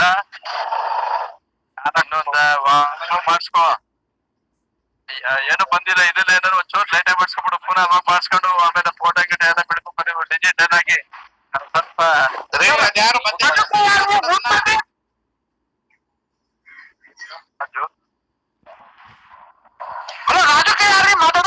sir. Okay sir. So ಹುರುಳಿ ಕಾಳೆ ಆಗ್ಲಿ ಯಾವುದೇ ಕಾಳಾಗ್ಲಿ, ಈಗ ಸಂಗ್ರಹಣೆ ನೀವು ಬಿತ್ತನೆ ಬೀಜಕ್ಕೆ ಉಪಯೋಗಿಸ್ಕೊತೀರಾ ಅಂದ್ರೆ, ನಾನು ಆಗ್ಲೇ ಹೇಳ್ದಂಗೆ 0.4 ಗ್ರಾಮ್ ಎಮಾಮೆಕ್ಟಿನ್ ಬೆನ್ಸೋಯೇಟ್ ಅಥವಾ ಸ್ಪೈನೋಸೈಡ್ ಹೈಲಿ ಪಾಯ್ಸನಸ್ ಇಲ್ಲ ಅಂತ ಹೇಳಲ್ಲ. ನೀವು ಆಮೇಲೆ ಸ್ಪೈನೋಸೈಡ್ ಎಲ್ಲ ಹಾಕದ್ಮೇಲೆ ಮತ್ತೆ ಕುರಿಗಳಿಗೆ ಹಾಕೋದು ಆತರ ಎಲ್ಲ ಮಾಡಬಾರ್ದು. ಸೊ ನೀವು ಬಿತ್ತನೆ ಬೀಜಕ್ಕೆ ಮಾತ್ರ ಉಪಯೋಗಿಸ್ತೀನಿ, 1 ವರ್ಷ ಇಟ್ಕೋಬೇಕು ಕಾಳನ ಅನ್ನೋದ್ರಾದ್ರೆ ನೀವು ಆ ಮೆಥಡ್ ಮಾಡಿ. ಇಲ್ಲ ಅಂದ್ರೆ ಲೋಕಲ್ ಮೆಥಡ್, ಸೊ ಬಜೆ ಬೇರುಗಳು ಹಾಕ್ತಾರೆ, ಇಲ್ಲ ಅಂದ್ರೆ ಬೇವಿನ ಸೊಪ್ಪು, ಆಮೇಲೆ ಹೆಬ್ಬೇವಿನ ಕಡ್ಡಿಗಳು, ಅವನ್ನ ಮೂಟೆಗಳಲ್ಲಿ ಹಾಕಿ ಶೇಖರಣೆ ಮಾಡಿ ಇಟ್ಕೋಬಹುದು. ಸೊ ನೀವು ಆಹಾರಕ್ಕೆ ಯೂಸ್ ಮಾಡ್ತೀನಿ ಅನ್ನೋದಾದ್ರೆ. ಇಲ್ಲ ಅಂದ್ರೆ ಬಿತ್ತನೆ ಬೀಜದ ಪರ್ಪಸ್ಗೆ ಈ ತರ ಸಂಸ್ಕರಣೆ ಮಾಡ್ಬೋದು, ಅದು ಬಿಟ್ಟು ಬೇರೆ ಮೆಥಡ್ ವೈಜ್ಞಾನಿಕವಾಗಿ ಅದೇ ಇರೋದು ಸ್ಪೈನೋಸೈಡ್ ಮತ್ತೆ ಮತ್ತೆ ಅದು ವಾತಾವರಣ ಹೇಗಿದೆ ಮೇಡಮ್? ವಾತಾವರಣ ವಾತಾವರಣ ಈಗ ನಿಮ್ಗೆ ಕಾಳುಗಳಲ್ಲಿ ಹುಳಗಳು ಯಾವಾಗ ಸ್ಟಾರ್ಟ್ ಆಗುತ್ತೆ ಅಂದ್ರೆ ತೇವಾಂಶ ಇದ್ದಾಗ. ಯೂಶಲಿ ಏನ್ ಹೇಳ್ತೀವಿ ನಾವು, ಈ ದ್ವಿದಳ ಧಾನ್ಯಗಳಲ್ಲಿ ಮಾಯಿಶ್ಚರ್ ಪರ್ಸೆಂಟೇಜ್ ಅಂತ ಹೇಳ್ತೀವಿ. Moisture percentage just 11% ಇರ್ಬೇಕಷ್ಟೇ. 11-12% ಗಿನ್ನ ಜಾಸ್ತಿ ಹೋದಾಗ ಈ ಕೀಟಗಳು ಕಾಣಿಸ್ಕೊತವೆ. ಯಾಕಂದ್ರೆ ಅವಕ್ಕೆ ಆ ಮಾಯಿಶ್ಚರ್ ಪರ್ಸೆಂಟೇಜ್ ಸಾಕು, ಅಂದ್ರೆ ಮೊಟ್ಟೆ ಇಡೋದಿಕ್ಕೆ. ಆ ಮೊಟ್ಟೆ ಇಟ್ಟಂತ ಮರಿ ಹುಳಗಳು ಅದನ್ನ ಕೊರೆದು ಒಳಗಡೆ ಹೋಗೋದಕ್ಕೆ. ಸೊ ನೀವು ಮಾಯಿಶ್ಚರ್ ನ ಲೆಸ್ ಅಂದ್ರೆ ಆ ಮಟ್ಟಕ್ಕೆ ನೀವು ಒಣಗಿಸಿದಾಗ ನಿಮ್ಗೆ ಆದಷ್ಟು ಈ ಉಗ್ರಾಣ ಕೀಟಗಳು ಕಂಟ್ರೋಲ್ ಆಗ್ತವೆ. ಸೊ ಚೆನ್ನಾಗಿ ಒಣಗಿಸ್ಬೇಕು. ಬೆಸ್ಟ್ ಮೆಥಡ್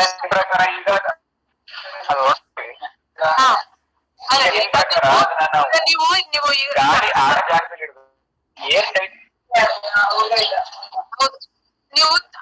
ಗಾಳಿ ಆಡೋ ಜಾಗದಲ್ಲಿ ಇಡಬೇಕು ಒಂದು. ಬಟ್ ಮಾಯಿಶ್ಚರ್ ಪರ್ಸೆಂಟೇಜ್ ಜಾಸ್ತಿ ಇದ್ರೆ ನೀವ್ ಯಾವಾಗ ಒಂದು ಮುಟ್ಟೆ ಮತ್ತೊಂದು ಮುಟ್ಟೆ ಚೆನ್ನಾಗಿ ಇಟ್ಬಿಟ್ಟಿರ್ತೀರೋ ಅದು ಹ್ಯೂಮಿಡಿಟಿ ಇನ್ನೂ ಕ್ರಿಯೇಟ್ ಆಗುತ್ತೆ. ಸೊ ಹುಳಗಳು ಮೊಟ್ಟೆ ಇಡೋದಕ್ಕೆ ಅದು ವಾತಾವರಣ ಅದು ಸರಿ ಒಂದು ವಾತಾವರಣ ಆಗ್ಬೇಕು. ಸೊ ಆದಷ್ಟು ಚೆನ್ನಾಗಿ ಒಣಗಿಸಿ ಈ ಮೆಥಡ್ ನ ಮಾಡೋದ್ರಿಂದ ಉಗ್ರಾಣ ಕೀಟಗಳನ್ನ ಕಂಟ್ರೋಲ್ ಮಾಡಿ.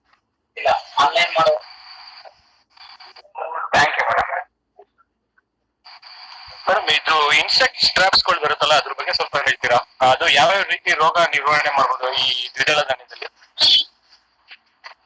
ಯಾವ ಇನ್ಸೆಕ್ಟ್ಸ್? ಈ ಟ್ರಾಪ್ಸ್ ಗಳು ಬರುತ್ತಲ್ಲ ಮೇಡಮ್, ಮಸ್ಕಿಟೋ, ಇದು ಸಾರಿ ಟ್ರಾಪ್ಸ್. ಮೇನ್ ಟ್ರಾಪ್ಸ್ ನಿಮಗೆ ಈ ಯೆಲ್ಲೋ ಸ್ಟಿಕ್ಕಿ ಟ್ರಾಪ್ಗಳು, ನಿಮ್ಗೆ ಹಳದಿ ಅಂಟು ಹಾಳೆ ಮತ್ತೆ ನೀಲಿ ಅಂಟು ಹಾಳೆಗಳು ಸಿಗುತ್ತೆ. ಈ ಟೊಮೆಟೊ ಬೆಳೆಯೋರು ಬೆಳಿತಾರೆ, ನೋಡ್ಬೋದು. ಸೊ ಈ ನಂಜು ರೋಗವಾಹಕಗಳೆಲ್ಲ ರಸಹೀರ ಕೀಟಗಳು. ಈ ರಸಹೀರ ಕೀಟಗಳು ಎಲ್ಲ ಈ ಹಳದಿ ಅಂಟು ಹಾಳೆಗೆ ಅಟ್ರಾಕ್ಟ್ ಆಗಿ ಆಗ್ತವೆ. ಸೊ ಹೆಂಗ್ ಹಾಕ್ಬೇಕು ಅನ್ನಂದ್ರೆ, ರೈತರು ಏನ್ ಮಾಡ್ಬಿಡ್ತಾರೆ, ಬೆಳೆ ಇದ್ರೆ ಬೆಳೆ ಕೆಳಗಡೆ ಹಾಕ್ತಾರೆ. ಸೊ ಯಾವಾಗಲೂ ಬೆಳೆಗಿಂತ ಮೇಲಕ್ಕೆ ಹಾಕ್ಬೇಕು, ಕಡ್ಡಿಗಳನ್ನ ನೆಟ್ಟು ಅದಕ್ಕೆ ಹಾಕ್ಬೇಕು. ಸೊ ಈಗ ವಾತಾವರಣ ಸ್ವಲ್ಪ ಗಾಳಿ ಮಿಶ್ರಿತ ತಂಪು ವಾತಾವರಣ ಇರೋದ್ರಿಂದ ಈಗ ಗಾಳಿ ಮುಖಾಂತರ ಅವು ಪಾಸ್ ಆಗ್ತವೆ. ಇವೆಲ್ಲ ವೀಕ್ ಫ್ಲೈಯರ್ಸ್, ಅಂದ್ರೆ ಅಷ್ಟು ಹಾರಾಟ ಇರಲ್ಲ ಇವುಗಳಿಗೆ. ಸೊ ಗಾಳಿ ಯಾವ ಕಡೆ ಹೋಗುತ್ತೆ ಆ ಗಾಳಿಗೆ ದಿಕ್ಕಿಗೆ ಅವು ಸದಾ ಮೂವ್ ಆಗ್ತವೆ. ಸೊ ಆ ದಿಕ್ಕಿನಲ್ಲಿ ನೀವು ನೋಡ್ಕೊಂಡು ಈ ಹಳದಿ ಅಂಟು ಹಾಳೆಗಳನ್ನ ಎಸ್ಪೆಷಲಿ ಬಾರ್ಡರ್ ಅಲ್ಲಿ ಹಾಕ್ಬೇಕು. ಒಳಗಡೆ ಹಾಕೋದ್ಕಿಂತನೂ ಬಾರ್ಡರ್ ಅಲ್ಲಿ ಹಾಕ್ಬೇಕು. ನಿಮ್ಗೆ ಗಾಳಿಯಿಂದ ಬಂದಂತ ರಸಹೀರ ಕೀಟಗಳು ಹಂಗೆ ಬಾರ್ಡರ್ ಅಲ್ಲೇ ಕಚ್ಕೊಂಡ್ಬಿಡ್ತವೆ. ಸೊ ನಿಮ್ಮ ಬೆಳೆಗೆ ಒಳಗಡೆ ಬರೋದು ಕಮ್ಮಿ ಆಗುತ್ತೆ. ಸೊ ಮೇನ್ ಟ್ರಾಪ್ಸ್ ಗಳು ಇದು. ಅದಲ್ಲದೆ ಈ ಕೊರಕಗಳಿಗೆ, ಕಾಯಿ ಕೊರಕ, ಕಾಂಡ ಕೊರಕ, ಅವುಗಳಿಗೆ ನೀವು ಈ ಫನಲ್ ಟ್ರಾಪ್ಸ್ ಸಿಗುತ್ತೆ. Green colour funnel traps. ಹೆಲಿಕೋವರ್ಪಾಗೆ ಟ್ರಾಪ್ಸ್ ಅಂತ ಅಂದ್ರೇನೆ ಕೊಡ್ತಾರೆ. ಫೆರಮೋನ್ ಟ್ರಾಪ್ಸ್ ಅಂತ ಅಂತೀವಿ ನಾವು. ಫೆರಮೋನ್ ಟ್ರಾಪ್ಸ್ ಏನಂತೀವಿ, ಲಿಂಗಾಕರ್ಷಕ ಮೋಹಕ ಬಲೆಗಳು ಅಂತ. ಅವು ಈ ಗಂಡು ಚಿಟ್ಟೆಗಳು ಬಂದು ಬೀಳ್ತವೆ ಅದಕ್ಕೆ, ಈ ಲಿಂಗಾಕರ್ಷಕ ಬಲೆಗಳು ಅಂತ. ಈ ಫನಲ್ ಟ್ರಾಪ್ಸ್ ನಿಮ್ಗೆ ಆನ್ಲೈನ್ ಅಲ್ಲೇ ಸಿಗುತ್ತೆ. ನಿಮ್ಗೆ ಗ್ರೀನ್ ಕಲರ್ ಟ್ರಾಪ್ಸ್ ಫಾರ್ ಹೆಲಿಕೋವರ್ಪ ಅಂತ ನೀವು ಟೈಪ್ ಮಾಡಿದ್ರೆ ಆಯ್ತು, ನಿಮ್ಗೆ ಆನ್ಲೈನ್ ಅಲ್ಲಿ ಸಿಗುತ್ತೆ. ಬ್ಲೂ ಕಲರ್ ಫನಲ್ ಇರುತ್ತೆ, ಆಲಿಕೆ ತರ. ಅದಕ್ಕೆ ಒಂದು ಪ್ಲಾಸ್ಟಿಕ್ ಕವರ್ ನ ಕಟ್ಟಿರ್ತಾರೆ ಕೆಳಗಡೆ. ಅದ್ರ ಜೊತೆಗೆ ಒಂದು ನಿಮ್ಗೆ ಮೇಣದ ತರ ಒಂದು ಟ್ಯೂಬ್ ಕೊಡ್ತಾರೆ, ಮೇಣ ತರ ವೈಟ್ ಕಲರ್ ಟ್ಯೂಬ್. ಅದನ್ನ ಫಿಕ್ಸ್ ಮಾಡ್ಬೇಕು. ಅದು ನಿಮ್ಗೆ ಆ ಫೆರಮೋನ್ ಸ್ಮೆಲ್ಗೆ ಈ ಗಂಡು ಚಿಟ್ಟೆಗಳೆಲ್ಲ ಬಂದು ಬೀಳ್ತವೆ. ಸೊ ಆದ್ರಿಂದ ಸ್ವಲ್ಪ ರಿಪ್ರೊಡಕ್ಷನ್ ಕಂಟ್ರೋಲ್ ಆಗಿ ನಿಮ್ಗೆ ಮೊಟ್ಟೆ ಇಡೋದು ಅವೆಲ್ಲ ಕಂಟ್ರೋಲ್ ಆಗುತ್ತೆ. ಸೊ ಇದನ್ನ ಫೆರಮೋನ್ ಟ್ರಾಪ್ಸ್ ನ ಯಾವಾಗ ಇಡಬೇಕು ಅನ್ನೋದಾದ್ರೆ ಇದು ಒಳ್ಳೆ ಸೀಸನ್. ಯಾಕಂದ್ರೆ ಈಗ ಮಳೆ ಬಿದ್ದಿರೋದ್ರಿಂದ ಇಷ್ಟು ದಿನ ಭೂಮಿ ತುಂಬಾ ಗಟ್ಟಿ ಇತ್ತು. ಯಾವ್ಯಾವ್ದು ಹುಳಗಳದ್ದು ಕೋಶಾವಸ್ಥೆ ಭೂಮಿಲಿ ಇತ್ತೋ ಅವೆಲ್ಲ ಈಗ ಸಾಯಿಲ್ ಲೂಸ್ ಆಗಿದೆ. ಈಗ ಎಲ್ಲಾ ಚಿಟ್ಟೆಗಳಾಗಿ ಆಚೆ ಬರ್ತಾ ಇದಾವೆ. ಸೊ ಈಗ ನೋಡಿರ್ಬೋದು ನೀವು ಸುಮ್ನೆ ಸಂಜೆ ಟೈಮಲ್ಲಿ ನೀವು ಅದಲ್ದೇನೆ ಈ ಬೆಳಕಿನ ಬಲೆಗಳು ಸೋಲಾರ್ ಲೈಟ್ ಟ್ರಾಪ್ಸ್ ತುಂಬಾ ಉಪಯುಕ್ತ ಈ ಟೈಮಲ್ಲಿ. ಈಗ ಚಿಟ್ಟೆಗಳ ಹಾರಾಟ ಈಗ ಸ್ಟಾರ್ಟ್ ಆಗಿದೆ. ಈ ಸಂಜೆ ಟೈಮ್ ಸೋಲಾರ್ ಲೈಟ್ ಟ್ರಾಪ್ಸ್ ನ ಹಾಕೋದ್ರಿಂದ ನಿಮ್ಗೆ ಆ ಚಿಟ್ಟೆಗಳು ಕಾದಿರುತ್ತೆ ಬಲ್ಬ್. ನೀವು ಒಂದು 7 ಗಂಟೆ ಟೈಮಲ್ಲಿ ಅದನ್ನ ಆನ್ ಮಾಡಿ ಇಟ್ಬಿಟ್ರೆ ಸೊ ಇವುಗಳ ಆಕ್ಟಿವಿಟಿ ಎಲ್ಲ ಒಂದು 7:30 ನಿಶಾಚರಿಗಳಿವೆಲ್ಲ ಚಿಟ್ಟೆಗಳು ಅಂದ್ರೆ ರಾತ್ರಿ ಹೊತ್ತು ಮಾತ್ರ ಹಾರಾಡುವಂತ ಚಿಟ್ಟೆಗಳು ಇವು. ರಾತ್ರಿ ಹೊತ್ತು ಇವುಗಳ ಚಲನವಲನ ಜಾಸ್ತಿ. ಸೊ ಅದು ಬಲ್ಬ್ ಕಾದಿರುತ್ತೆ ನಿಮ್ಗೆ. ಅದು ಅದು ಬಲ್ಬ್ಗೆ ಅಟ್ರಾಕ್ಟ್ ಆಗಿ ಬಂದ ತಕ್ಷಣ ರೆಕ್ಕೆ ಸುಟ್ಟೋಗುತ್ತೆ. ರೆಕ್ಕೆ ಸುಟ್ಟು ಕೆಳಗಡೆ ಒಂದು ಪ್ಲೇಟ್ ಕೊಟ್ಟಿರ್ತಾರೆ, ಆ ಪ್ಲೇಟ್ ಒಳಗಡೆ ಬೀಳ್ತವೆ. ಆ ಪ್ಲೇಟ್ಗೆ ನೀವು ನೀರಾದ್ರೂ ಹಾಕ್ಬೋದು, ಇಲ್ಲ ನೀಮ್ ಆಯಿಲ್ ಬೇವಿನ ಎಣ್ಣೆ ಹಾಕಿ ಅದಕ್ಕೆ ನೀರ್ ಮಿಕ್ಸ್ ಮಾಡಿ ಇಡಬಹುದು. ಅವಲ್ಲೇ ಬಿದ್ದು ಸಾಯ್ತವೆ. ಅದು ಒಂದು ಬೆಸ್ಟ್ ಮೆಥಡ್. ಬಟ್ ನಿಮ್ಗೆ ಸೋಲಾರ್ ಲೈಟ್ ಟ್ರಾಪ್ಸ್ ನಿಮ್ಗೆ 3,500 3,800 ರೂಪಾಯಿ ಆಗುತ್ತೆ. ಅದು ಅವು ಸಿಗ್ತವೆ ಏನಂದ್ರೆ ಅದು ಬೆಸ್ಟ್ ಮೆಥಡ್ ಏನಂದ್ರೆ ನೈಟ್ ನೀವು ತಾಪುಗಳಲ್ಲಿ ಆನ್ ಮಾಡಿ ಇಡಬಹುದು. ಹೆಲಿಕಾಪ್ಟ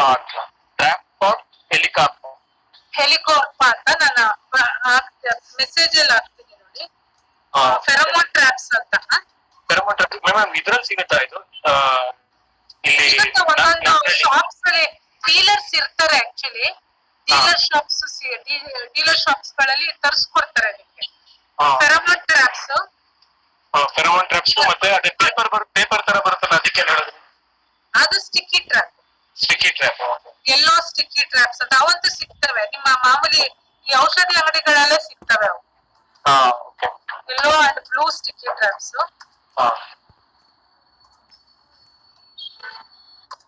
ಅದು 10 ಶೀಟ್ ಇರುತ್ತೆ. 10 ಶೀಟ್ಗೆ ನಿಮ್ಗೆ 1 ಶೀಟ್ಗೆ 40 ರೂಪಾಯಿ.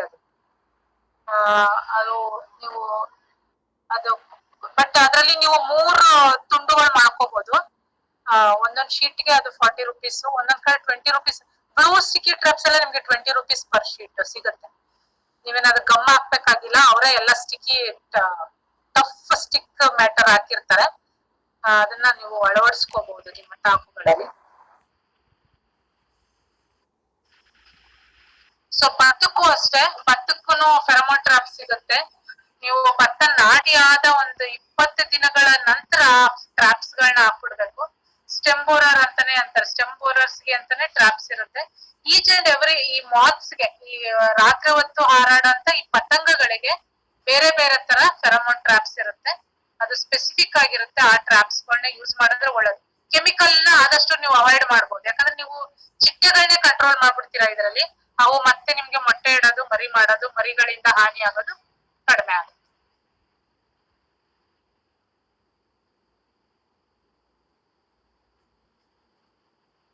ಏನಾದ್ರೂ ಪ್ರಶ್ನೆ ಇದೆಯಾ? ನಾನು ಇದು ಅದು PDF ಮೇಡಮ್ಗೆ ಕೊಟ್ಟಿರ್ತೀನಿ, ನಿಮ್ಗೆ ಗ್ರೂಪ್ ಅಲ್ಲಿ ಶೇರ್ ಮಾಡ್ತಾರೆ. ಇದ್ರದ್ದು ಕಂಪ್ಲೀಟ್ PDF ಮೇಡಮ್ಗೆ ಕೊಟ್ಟಿರ್ತೀನಿ. ನೀವು ಮತ್ತೆ ಏನಾದ್ರು ಪ್ರಶ್ನೆಗಳಿದ್ರೆ ಕೇಳಬಹುದು. ಮೇಡಮ್, ಈ ನೀಮ್ ಆಯಿಲ್ ಅಲ್ಲಿ ಆಲ್ಮೋಸ್ಟ್ ಎಲ್ಲಾ ಡಿಸೀಸಸ್ ನಾವು ಕಂಟ್ರೋಲ್ ಮಾಡಬಹುದಾ? ನೀಮ್ ಆಯಿಲ್ ಎಸ್ಪೆಷಲಿ ಸಾವಯವ ಕೃಷಿ ಮಾಡೋರು ಚಿಂತೆ ಇಲ್ಲದೆ ನೀಮ್ ಆಯಿಲ್ ನ ಸ್ಪ್ರೇ ಮಾಡ್ಬೋದು, ಯೂಸ್ ಮಾಡ್ಬೋದು. ನೀಮ್ ಆಯಿಲ್ ಮತ್ತೆ NSKE ಅಂತ ಬರುತ್ತೆ ಗೊತ್ತಾ? Neem seed kernel extract. Neem seed kernel extract ಬೇರೆ, ನೀಮ್ ಆಯಿಲ್ ಬೇರೆ. ಕಷಾಯ ನೀಮ್ ಸೀಡ್ ಕರ್ನಲ್ ಎಕ್ಸ್ಟ್ರಾಕ್ಟ್ ಅಂದ್ರೆ ಅದು ಕಷಾಯ, ಬೇವಿನ ಕಷಾಯ. ಬೇವಿನ ಎಣ್ಣೆ ಈ ರಸ ಇರೋ ಕೀಟಗಳಿಗೋಸ್ಕರ ಬೇವಿನ ಎಣ್ಣೆ. ನೀವು ಕಷಾಯನ ರಸ ಇರೋ ಕೀಟಗಳಿಗೆ ಸ್ಪ್ರೇ ಮಾಡಿದ್ರೆ ಅಂತ ಏನ್ ಎಫೆಕ್ಟಿವ್ ಆಗಲ್ಲ. ಈ ಹುಳಗಳಿಗೆ, ಈ ಹರಿದಾಡ ಹುಳ ಅಂತ ನಾನು ಆಗ್ಲೇ ಹೇಳಿದೆ, ಕಾಂಡ ಕೊರಕ, ಕಾಯಿ ಕೊರಕ, ಇವಕ್ಕೆಲ್ಲ ನೀವು NSKE ಕಷಾಯನ ಸ್ಪ್ರೇ ಮಾಡ್ಬೋದು. ನೀವು ಆಯಿಲ್ ನ, ಯಾಕಂದ್ರೆ ಅದು ಸಿಸ್ಟಮಿಕ್ ಇರುತ್ತೆ, ಅವನ ರಸ ಇರೋ ಕೀಟಗಳಿಗೆ ಯೂಸ್ ಮಾಡಿ ಸ್ಪ್ರೇ ಮಾಡಿ. ಮೇಡಮ್, ಅದು ಎರಡು ಇದು ಮೆಸೇಜ್ ಮಾಡ್ಬಿಡಿ madam. Neem oil, neem kernel extract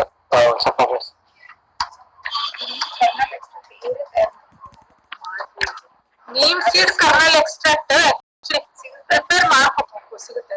ನೀವೇ ಪ್ರಿಪೇರ್ ಮಾಡ್ಕೋಬೇಕಾ? ನಾವೇ ಪ್ರಿಪೇರ್ 4% ಸಿಗುತ್ತೆ, ಇದು ರೆಡಿ ಸಿಗುತ್ತೆ. ಅದಾದ್ರೆ ನೀಮ್ ಆಯಿಲ್, ನೀಮಜಾಲು ಆ ತರನೇ ನೀಮಲ್ಲಿ ಸಿಗುತ್ತೆ. ನೀಮ್ ಆಯಿಲ್ ಅದು 1500 ppm 10,000 ppm ಈ ತರ ಸಿಗುತ್ತೆ. ಓಕೆ.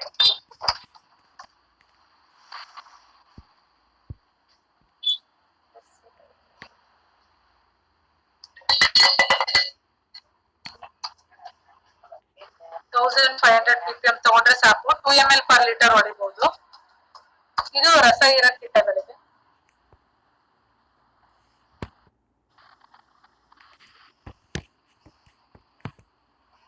ಮತ್ತೇನಾದ್ರೂ ಇದೆ?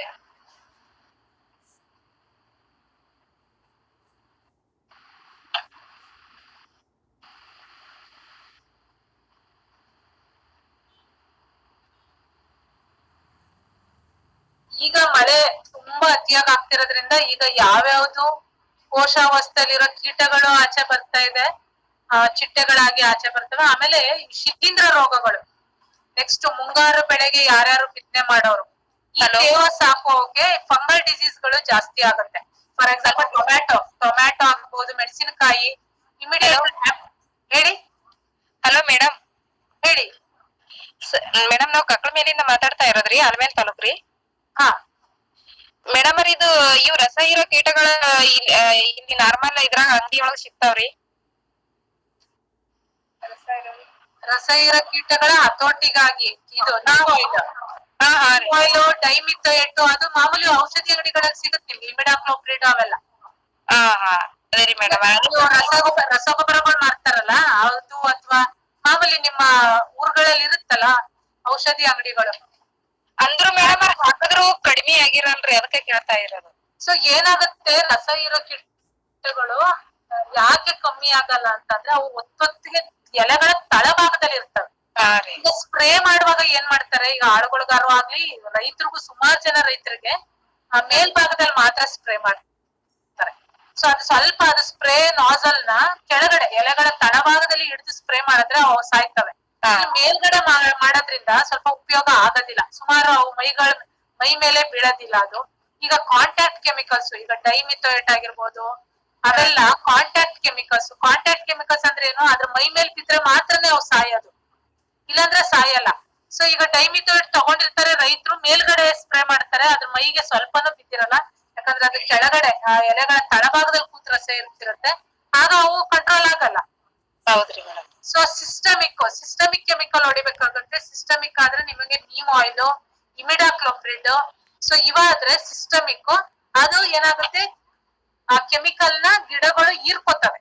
ಸಿಸ್ಟಮಿಕ್ ಕೆಮಿಕಲ್ ಆದ್ರೆ ಸೊ ಹೀರ್ಕೊಂಡಾಗ ಗಿಡದಲ್ಲಿ 10ರಿಂದ 15 ದಿನ ಕೆಮಿಕಲ್ ಅಂಶ ಗಿಡದಲ್ಲಿ ಇರುತ್ತೆ. ಅದನ್ನ ರಸ ಹೀರ್ದಂತ ಕೀಟಗಳು ಕೆಮಿಕಲ್ ಅಂಶನ ತಮ್ಮ ಸಕಿಂಗ್ ಮೌತ್ ಪಾರ್ಟ್ಸ್ ಇಂದ ಒಳಗಡೆ ಹೋದಾಗ ಅವಾಗ ಅವು ಸಾಯ್ತವೆ. ಸೊ ಸಿಸ್ಟಮಿಕ್ ಕೆಮಿಕಲ್ಸ್ ನ ಯೂಸ್ ಮಾಡ್ಬೋದು, ಬಟ್ ಅವು ಸ್ವಲ್ಪ ಕಾಂಟ್ಯಾಕ್ಟ್ ಕೆಮಿಕಲ್ಸ್ ಗಿನ ಸಿಸ್ಟಮಿಕ್ ಸ್ವಲ್ಪ ಎಕ್ಸ್ಪೆನ್ಸಿವ್, ನಿಮ್ಗೆ ಸ್ವಲ್ಪ ದುಡ್ಡು ದುಬಾರಿ ಆಗುತ್ತೆ. Hello madam. ಹಲೋ ರೀ ಮೇಡಮ್. ಹೇಳಿ.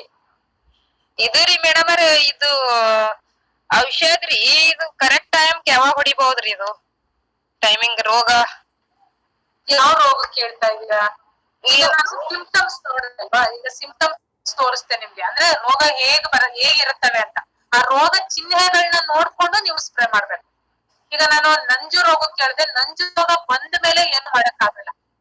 ಸೊ ಒಂದು ಗಿಡದಲ್ಲಿ ಬಂದಿದೆ ಮತ್ತೆ ಹರಡಿಲ್ಲ ಅನ್ನೋದಾದ್ರೆ ಒಂದು ಗಿಡನ ಬೇರ್ ಸಹಿತ ಕಿತ್ತಾಕ್ಬಿಡ್ಬೇಕು. ಯಾಕಂದ್ರೆ ಅದ್ರ ಮೇಲೆ ಕೂತಂತ ರಸ ಹೀರೋ ಕೀಟ ಅದನ್ನ ರಸ ಹೀರಿ ಅದ್ರ ಜೊತೆಗೆ ವೈರಸ್ ನು ಹೀರ್ಕೊಂಡು ಆರೋಗ್ಯವಂತ ಗಿಡದಲ್ಲಿ ಹೋಗಿ ರಸ ಹೀರುವಾಗ ವೈರಸ್ ನ ಬಿಟ್ಬಿಡುತ್ತೆ, ಹಂಗೆ ಟ್ರಾನ್ಸ್ಫರ್ ಆಗುತ್ತೆ.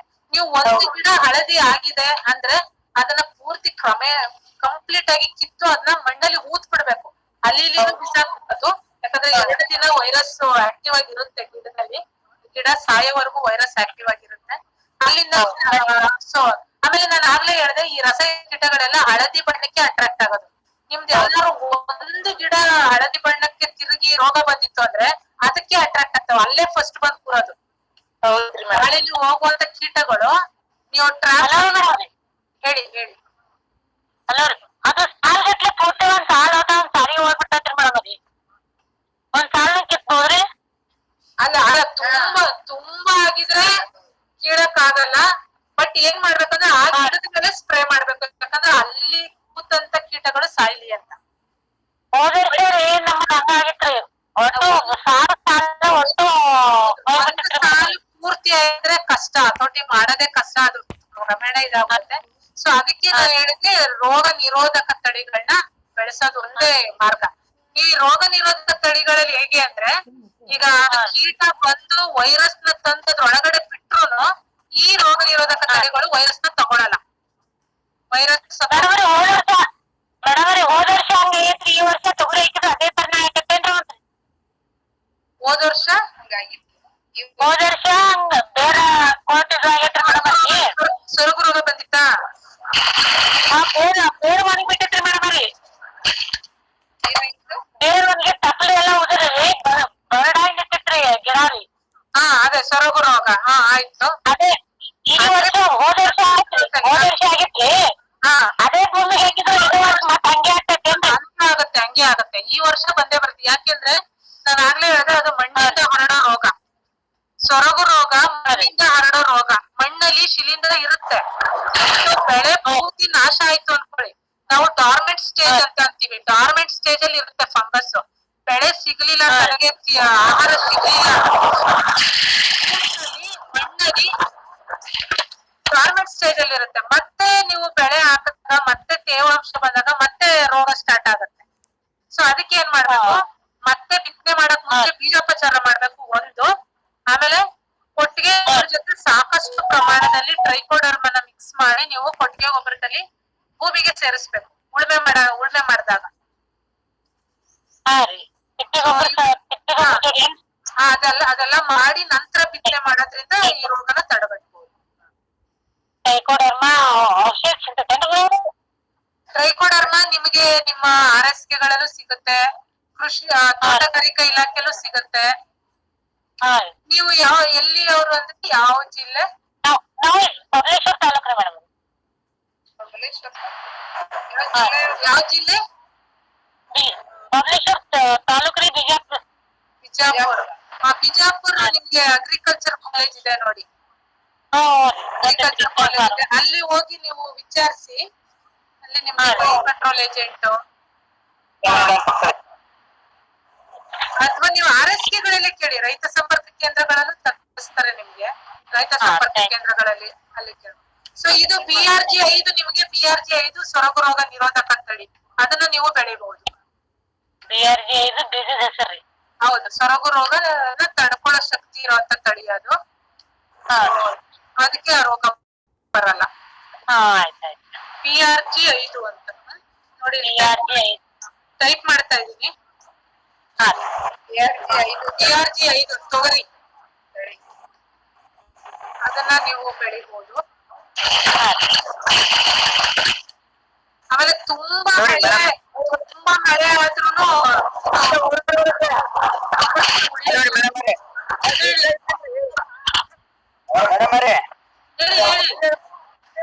ಅದೇ GRG5 ನಂಬರ್ ತೊಗರಿ ಬೀಜ ಎಲ್ಲಿ ಸಿಗ್ತಾವ್ರಿ?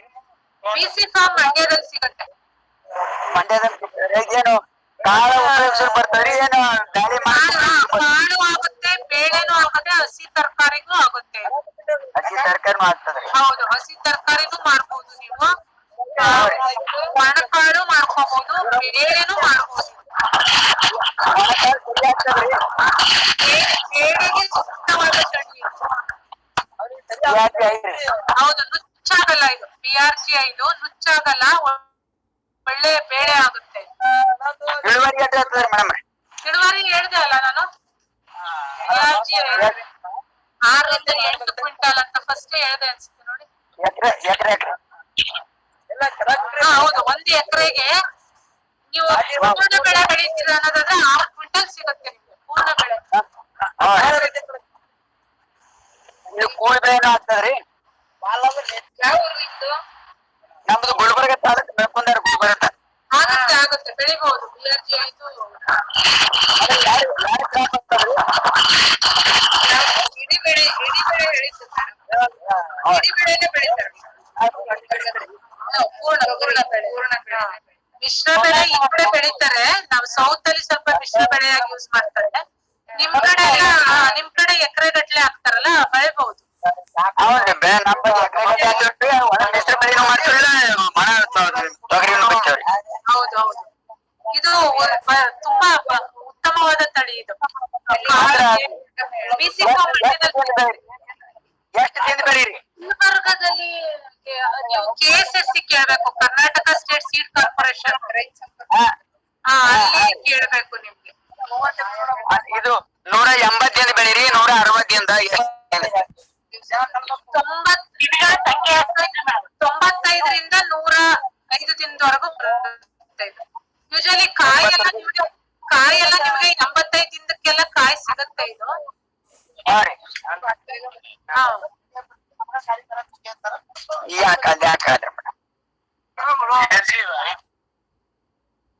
ಆಮೇಲೆ ಇದು ರಟೂನ್ ಕ್ರಾಪ್ ಆಗುತ್ತೆ. ನೀವು ಒಂದು ಬೆಳೆ ತಗೊಂಡ್ಮೇಲೆ ನಿಮ್ಗೆ ಕ್ರಾಪ್ ಅಲ್ಲೇ ಇತ್ತು ಅಂದ್ರೆ ಕೂಳೆ ಬೆಳೆ ಆಗುನು ತುಂಬಾ ಚೆನ್ನಾಗಿ ಇದು. ಮತ್ತೆ ನೀರ್ ಹುಡುಗ್ರು ಮತ್ತೊಂದ್ ಬೆಳೆನೂ ಆಗ್ತದೆ. ಹೌದು ಅದು ಇದು ಏನೋ ಸೋನೆ ಬೀಳುತ್ತೆ ಅಂತಾರಲ್ಲ, ಹಿಮ ಬಿದ್ದಷ್ಟು ಹೂ ಚಿಗುರ್ಕೊಂಡು ಇನ್ನೂ ಚೆನ್ನಾಗ್ ಬರುತ್ತೆ ಇದು. ಹೌದು ಚೆನ್ನಾಗ್ ಬರುತ್ತೆ, ಇದು ತಗೋಬಹುದು ತಳಿ. ಯಾರ ಕ್ರಾಪ್ ತಗೊಂಡ್ ಬರ್ತದ್ರಿ? ಬೇರೆ ಏನಾದ್ರು ಪ್ರಶ್ನೆಗಳಿದೆಯಾ?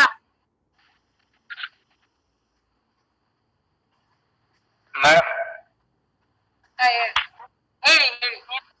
ಈಗ ಸೂರ್ಯಕಾಂತಿ ತಳದ ಹೈಬ್ರಿಡ್ ಅಲ್ಲ, ನಾರ್ಮಲ್ ಬೆಳೆದ್ರೆ ಬೀಜೋಪಚಾರ ನಾವು ಏನ್ ಮಾಡ್ಬೋದು ಅಂತ.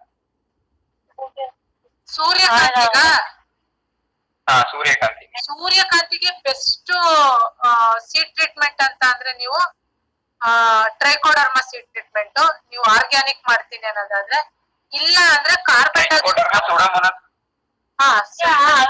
ಎರಡನ್ನೂ ಮಿಕ್ಸ್ ಮಾಡಿನೂ ಮಾಡ್ಬೋದು. ಟ್ರೈಕೋಡರ್ಮಾ ಸೂಡೋಮೋನಾಸ್ ಎರಡನ್ನೂ ಮಿಕ್ಸ್ ಮಾಡೋ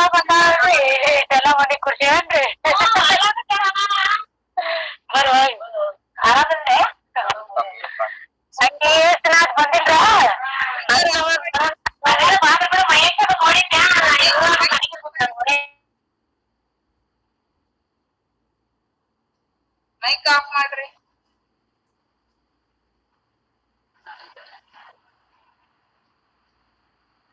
ಬೇರೆ ಏನಾದ್ರು ಪ್ರಶ್ನೆಗಳಿದ್ರೆ ಕೇಳ್ಬಹುದು. ಅದೇ ಸೂರ್ಯಕಾಂತಿ ಕೇಳ್ತಾ ಇದ್ದಾರೆ. ಸೂರ್ಯಕಾಂತಿ ನೀವು ಕಾರ್ಬೆಂಡಾಜಿಮ್ ಬೆಸ್ಟ್, ಅದು ಮೈಲ್ಡ್ ಇದು ಕೆಮಿಕಲ್ ಅಂತಾನೆ ಹೇಳ್ಬೋದು. ಆಮೇಲೆ ಸೇಫ್ ಕೆಮಿಕಲ್, ಅದರಲ್ಲಿ ಬೀಜೋಪಚಾರ ಮಾಡ್ಬೋದು ನೀವು. 2 ಗ್ರಾಮ್ 2ರಿಂದ 3 ಗ್ರಾಮ್ 1 kg ಬಿತ್ತನೆ ಬೀಜಕ್ಕೆ ಕಾರ್ಬೆಂಡಾಜಿಮ್. ಬೆಲ್ಲದ ನೀರ್ನ ಮಾಡ್ಕೊಂಡು, ತೆಳುವಾದ ಬೆಲ್ಲದ ನೀರ್ ಮಾಡ್ಕೊಂಡು, ಅದು ಅಂತ ರೀತಿ ಮಾಡ್ಕೊಂಡು ಅದನ್ನ ಚಿವುಕ್ಸ್ಕೊಂಡು ಟ್ರೈಕೋಡರ್ಮಾ ಸೂಡೋಮೋನಾಸ್ ನ ಮಿಕ್ಸ್ ಮಾಡ್ಬೇಕು. ಟ್ರೈಕೋಡರ್ಮಾ ಸೂಡೋಮೋನಾಸ್ ಅಲ್ಲಿ ನೀವು ಮಾಡ್ತೀನಿ ಅನ್ನೋದಾದ್ರೆ, ಯಾಕಂದ್ರೆ ಆ ಪೌಡರ್ ನೀಟಾಗಿ ಅಂಟಬೇಕು ಬೀಜಕ್ಕೆ, ಬಿತ್ತನೆ ಬೀಜಕ್ಕೆ. ಸೊ ಇದರಿಂದ ಶಿಲೀಂಧ್ರ ರೋಗಗಳು ಕಂಟ್ರೋಲ್ ಆಗ್ತವೆ. ಮತ್ತೆ ಈಗ ನೀವು ಇದು ಹೇಳಿದ್ರಲ್ಲ ಮೇಡಮ್, ಇದು BRG 5 ತೊಗರಿ ಬೇಳೆ ಇದೆಲ್ಲ, ಇದು ನೀವು ಇದು ಈ ಹೈಬ್ರಿಡ್ ಕ್ಯಾಟಗರಿ ಬರುತ್ತಾ, ಇಲ್ಲ ಇದು ಸಾವಯವ ಕೂಡ ತಳಿ? ಅದು ಹೈಬ್ರಿಡ್ ಅಲ್ಲ, ಹೈಬ್ರಿಡ್ ಬೇರೆ, ತಳಿ ಬೇರೆ. ಇದು ತಳಿ. ಇದು ನೀವು ತಳಿ ಅಂದ್ರೆ ನೀವು ಆ ಕಾಳನ್ನ ಇಟ್ಕೊಂಡು ಮತ್ತೆ ಯೂಸ್ ಮಾಡ್ಕೋಬಹುದು, ಮತ್ತೆ ಬಿತ್ತನೆಗೆ ಯೂಸ್ ಮಾಡ್ಕೋಬಹುದು. ಅದೇ ಹೈಬ್ರಿಡ್ ಗಳನ್ನ ಬಿತ್ತನೆ ಬೀಜಕ್ಕೆ ಯೂಸ್ ಮಾಡಕ್ ಆಗಲ್ಲ, ಒಂದೇ ಬೆಳೆ ಆಗಿ. ಸಾವಯವ ಅದೇ ಕ್ಯಾಟಗರಿ. ಸಾವಯವ ಈಗ ನಾವು ಸಾವಯವ ಭೂಮಿಲಿ ಬೆಳೀತಾ ಇದೀವಿ ಅಂದ್ರೆ, ಇದನ್ನ ಬೆಳೆ ಹಾಕಿದಾಗ ಇದು ಸಾವಯವ ರೀತಿಯಲ್ಲೇ ಮಾಡಿದಾಗ, ಇದು ಸಾವಯವ ರೀತಿಯಲ್ಲಿ ಮಾಡೋರು ಮೊದಲನೇನೆ ಬಿತ್ತನೆ ಮುಗಿನ ಮುಂಚೆನೆ ನೀವು ಕೊಟ್ಟಿಗೆ ಗೊಬ್ಬರ ಜೊತೆ ಎಲ್ಲಾ ತರದ್ದು azospirillum, PSB, KSB, trichoderma pseudomonas ಇಷ್ಟುನು 100 kg ಕೊಟ್ಟಿಗೆ ಗೊಬ್ಬರಕ್ಕೆ 1 kg minimum trichoderma, 1 kg pseudomonas, ಇವನ್ನೆಲ್ಲ ಮಿಕ್ಸ್ ಮಾಡಿ ಹಾಕ್ಬೇಕು. ಸೊ 1 ಎಕರೆಗೆ ನಿಮ್ಗೆ 2ರಿಂದ 4 ಟನ್ ಗೊಬ್ಬರ ಬೇಕಾಗುತ್ತೆ. ಸಾವಯವ ಕಂಪ್ಲೀಟ್ ಸಾವಯವ ಮಾಡ್ತೀನಿ ಅನ್ನೋದಾದ್ರೆ. ಸೊ ಆ ತರ ನೋಡ್ಕೊಂಡು ಮಾಡ್ಬೇಕು. ಆಮೇಲೆ ಯಥೇಚ್ಛವಾಗಿ ನೀವು ಅವಾಗ ಡ್ರೆಂಚಿಂಗು, ಟ್ರೈಕೋಡರ್ಮಾದಲ್ಲಿ ಸಾಯಿಲ್ ಡ್ರೆಂಚ್ ಮಾಡೋದು ಅದೆಲ್ಲ ಮಾಡ್ತಾ ಇರ್ಬೇಕಾಗುತ್ತೆ.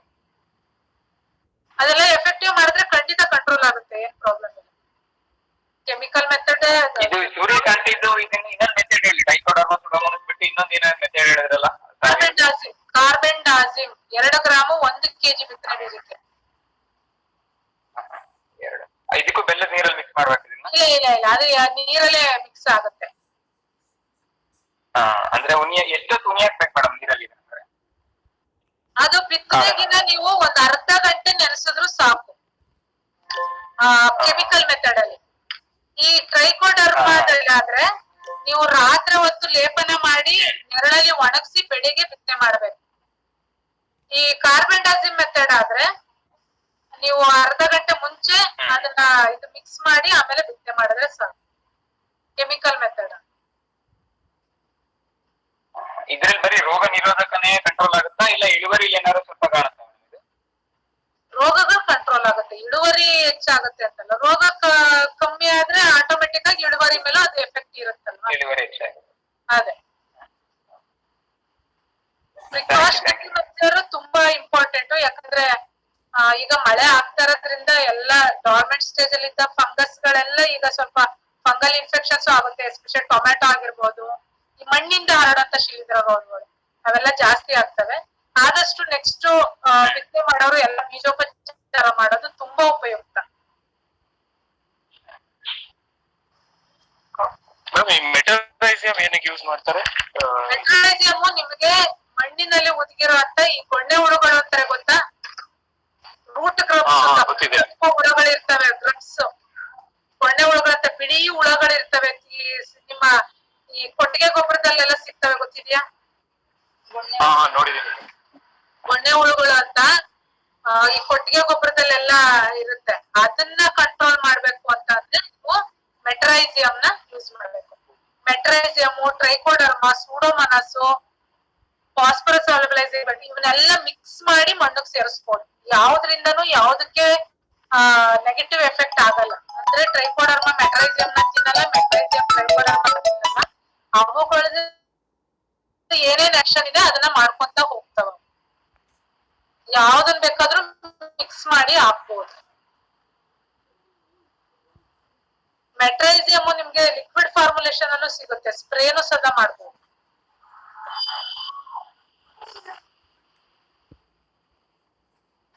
ಮೆಟ್ರೈಸಿಯಮು, ವರ್ಟಿಸಿಲಿಯಮು ಇವೆಲ್ಲ ಇನ್ಸೆಕ್ಟ್ ಕಂಟ್ರೋಲ್ಗೆ. ಟ್ರೈಕೋಡರ್ಮಾ ಸೂಡೋಮೋನಾಸ್ ರೋಗಗಳು ಕಂಟ್ರೋಲ್ ಮಾಡಕ್ಕೆ.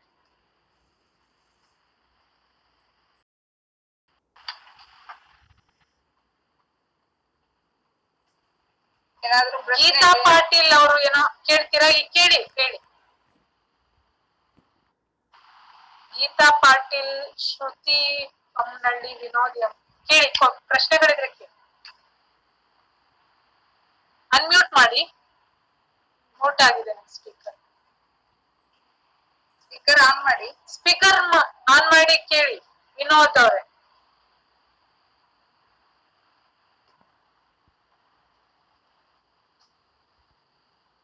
ಏನು ಪ್ರಶ್ನೆಗಳು ಇಲ್ಲ ಅಂದ್ರೆ ಕ್ಲೋಸ್ ಮಾಡ್ತೀವಿ. ಏನು ಪ್ರಶ್ನೆಗಳಿಲ್ವಾ? ದ್ವಿದಳ ಧಾನ್ಯ ಬೆಳೆಗಳಾದ ಹೇಳಿ. ಅದೇ ಈಗ ಮಳೆ ಸ್ವಲ್ಪ ಜಾಸ್ತಿ ಇದೆ, ನಾವು ಸೂರ್ಯಕಾಂತಿ ಬಿತ್ತನೆ ಮಾಡಿದೀವಿ, ಇನ್ನ ಗಿಡ ಮೊಳಕೆ ಬಂದಿಲ್ಲ. ಈಗ ತೇವಾಂಶ ಜಾಸ್ತಿ ಇದೆ. ಅದು ಈಗ ಸ್ಪ್ರೇ ಏನಾದ್ರು ಏನ್ ಮಾಡ್ಬೋದಾ? ಸ್ಪ್ರೇ ಏನು ಆಗಲ್ಲ. ತುಂಬಾ ನೀರ್ ನಿಂತಿದ್ರೆ ಸ್ವಲ್ಪ ನಿಧಾನನೇ ಆಗುತ್ತೆ. ಈಗ ಆಕ್ಚುಲಿ ದ್ವಿದಳ ಧಾನ್ಯ ಬೆಳೆಗಳಲ್ಲೂ ಅದೇ ರೀತಿಯಾಗಿದೆ. ಯಾವ ತಾಲೂಕು ನಿಮ್ದು? ನಂಜನಗೂಡು ತಾಲೂಕು. ನಂಜನಗೂಡು, ನರಸೀಪುರ ನೆನ್ನೆ ಹೋಗಿದ್ವಿ ನಾವು ವಿಸಿಟ್. ಎಲ್ಲಾ ಕಡೆ ಪ್ಲಾಟ್ ಅಲ್ಲಿ ನೀರ್ ನಿಂತ್ಬಿಟ್ಟಿದೆ. ಸ್ವಲ್ಪ ಡ್ರೈನ್ ಔಟ್ ಆಗ್ಬೇಕು. ಆದಷ್ಟು ಸ್ವಲ್ಪ ಇಳಿಜಾರಿಗೆ ನೀವೇ ಇಂಟರ್ ಕಲ್ಟಿವೇಶನ್ ನೀವೇ ಮಾಡ್ಕೋಬೇಕು. ಅಲ್ಲಲ್ಲಿ ಸ್ವಲ್ಪ ನೀರು ಹರಿದೋಗೋ ತರ ಸ್ವಲ್ಪ ಇದ್ ಮಾಡಿ ಮಾಡ್ಲೇಬೇಕು. ಸ್ವಲ್ಪ ಇನ್ನು ಮಳೆ ಇದೆ, ಆಕ್ಚುಲಿ ಮುಂಗಾರು ಮಳೆ, ಇನ್ನು ಹೆವಿ ಮಳೆಗಳಿದೆ. ಅದೊಂದೇ ಮೆಥಡ್. ನೆಕ್ಸ್ಟ್ ಪೈರ್ ಬಂದ್ಮೇಲೆ ಅದಕ್ಕೆ ಏನಾದ್ರು ಮೆಥಡ್ ಇದೆಯಾ ಅಂತ? ಅಂದ್ರೆ ನೀರ್ ಬಂದಲ್ಲಿ ಒಂದು ಡೋಸ್ ನೀವು ಮಾಮೂಲಿ ನಿಮ್ಮ ಗೊಬ್ಬರಗಳು ಹಾಕಿ, ರಸಗೊಬ್ಬರಗಳು ಹಾಕಿ ಬೆಳೆ ಉಳ್ಕೊಳ್ಳುತ್ತೆ. ಇನ್ನು ಸೊರಗು ರೋಗ ಅಷ್ಟಾಗಿ ಬರಲ್ಲ ಇದಕ್ಕೆ. ಸೂರ್ಯಕಾಂತಿಗೆ ಸೊರಗು ರೋಗ ಅಷ್ಟಾಗಿ ಬರೋದಿಲ್ಲ.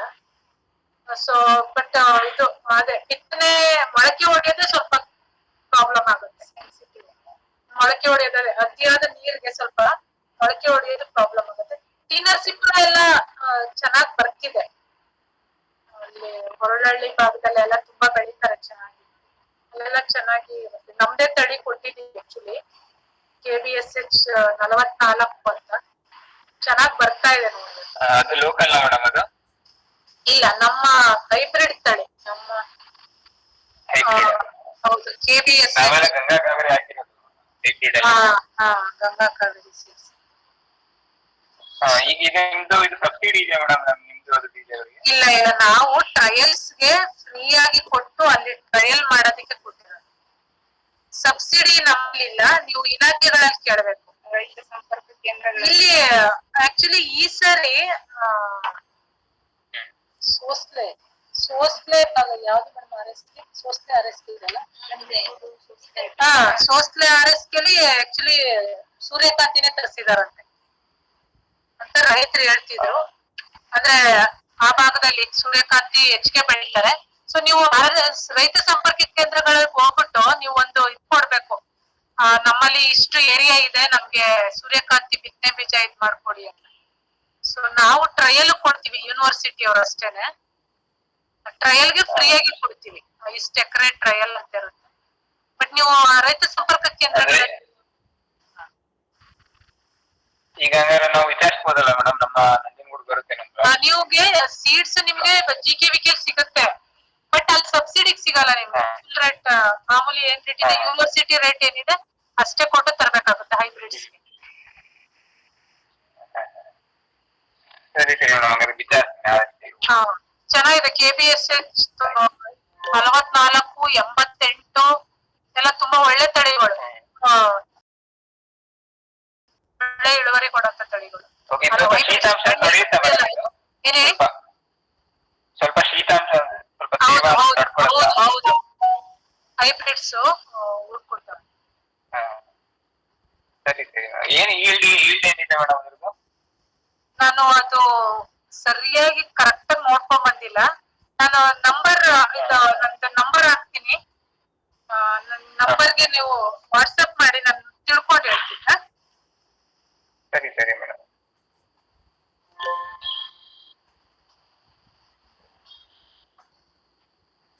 ಇದು ನನ್ನ ನಂಬರು, ಫೋನ್ ನಂಬರು, ಅದಕ್ಕೆ ವಾಟ್ಸಪ್ ಮಾಡಿ ನಾನು ತಿಳ್ಕೊಂಡು ಹೇಳ್ತೀನಿ. ಅವೆರಡು ಹೈಬ್ರಿಡ್ಸ್ ತಿಳ್ಕೊಂಡಿದ್ದೀನಿ.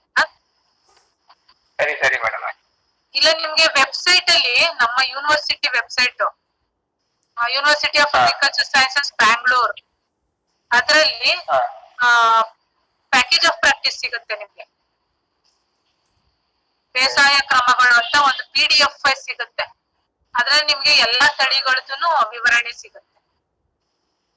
ಮತ್ತೆ ನೀವು ಹೇಳಿದ ಹೈಬ್ರಿಡ್ ಅದು ರೈನ್ ಡಿಪೆಂಡೆಂಟ್ ಏರಿಯಾ ತಾನೆ? ಎಂತ ಹೈಬ್ರಿಡ್? ಮಳೆಯಾಶ್ರಿತ ಭೂಮಿಗಳಿಗೆ ತಾನೆ ಈಗ ನೀವ್ ಹೇಳಿದ ತಳಿ ಹೈಬ್ರಿಡ್ ಹೇಳಿದ್ರಲ್ಲ? ಹೌದು ಹೌದು ಮಳೆಯಾಶ್ರಿತ ಭೂಮಿ. ಹೌದು, ಮಳೆ ಆಶ್ರಿತಗೂ ಬೆಳೀತಾರೆ. ಈ ಕಡೆ ಟಿ ನರಸೀಪುರ ಎಲ್ಲ ಮಳೆ ಆಶ್ರಿತಕ್ಕೆ ಬೆಳೆಯೋದು. ನಮ್ ಸೈಡ್ ಎಲ್ಲ ಮಳೆಯಾಶ್ರಿತ. ಹೌದು. ಮಲ್ಲಿನಾಥ್ ಅವ್ರು ಏನಾದ್ರು ಮಲ್ಲಿನಾಥ್ ಅವರು ಹೆಂಗಾರಿ ಶೇಂಗಾ ಹಾಕಕ್ಕೆ ಹೋಗ್ಯ ಜನರಿಗೆ ಟೈಮ್ ರೀ. ಹಲೋ, ಹೇಳಿ.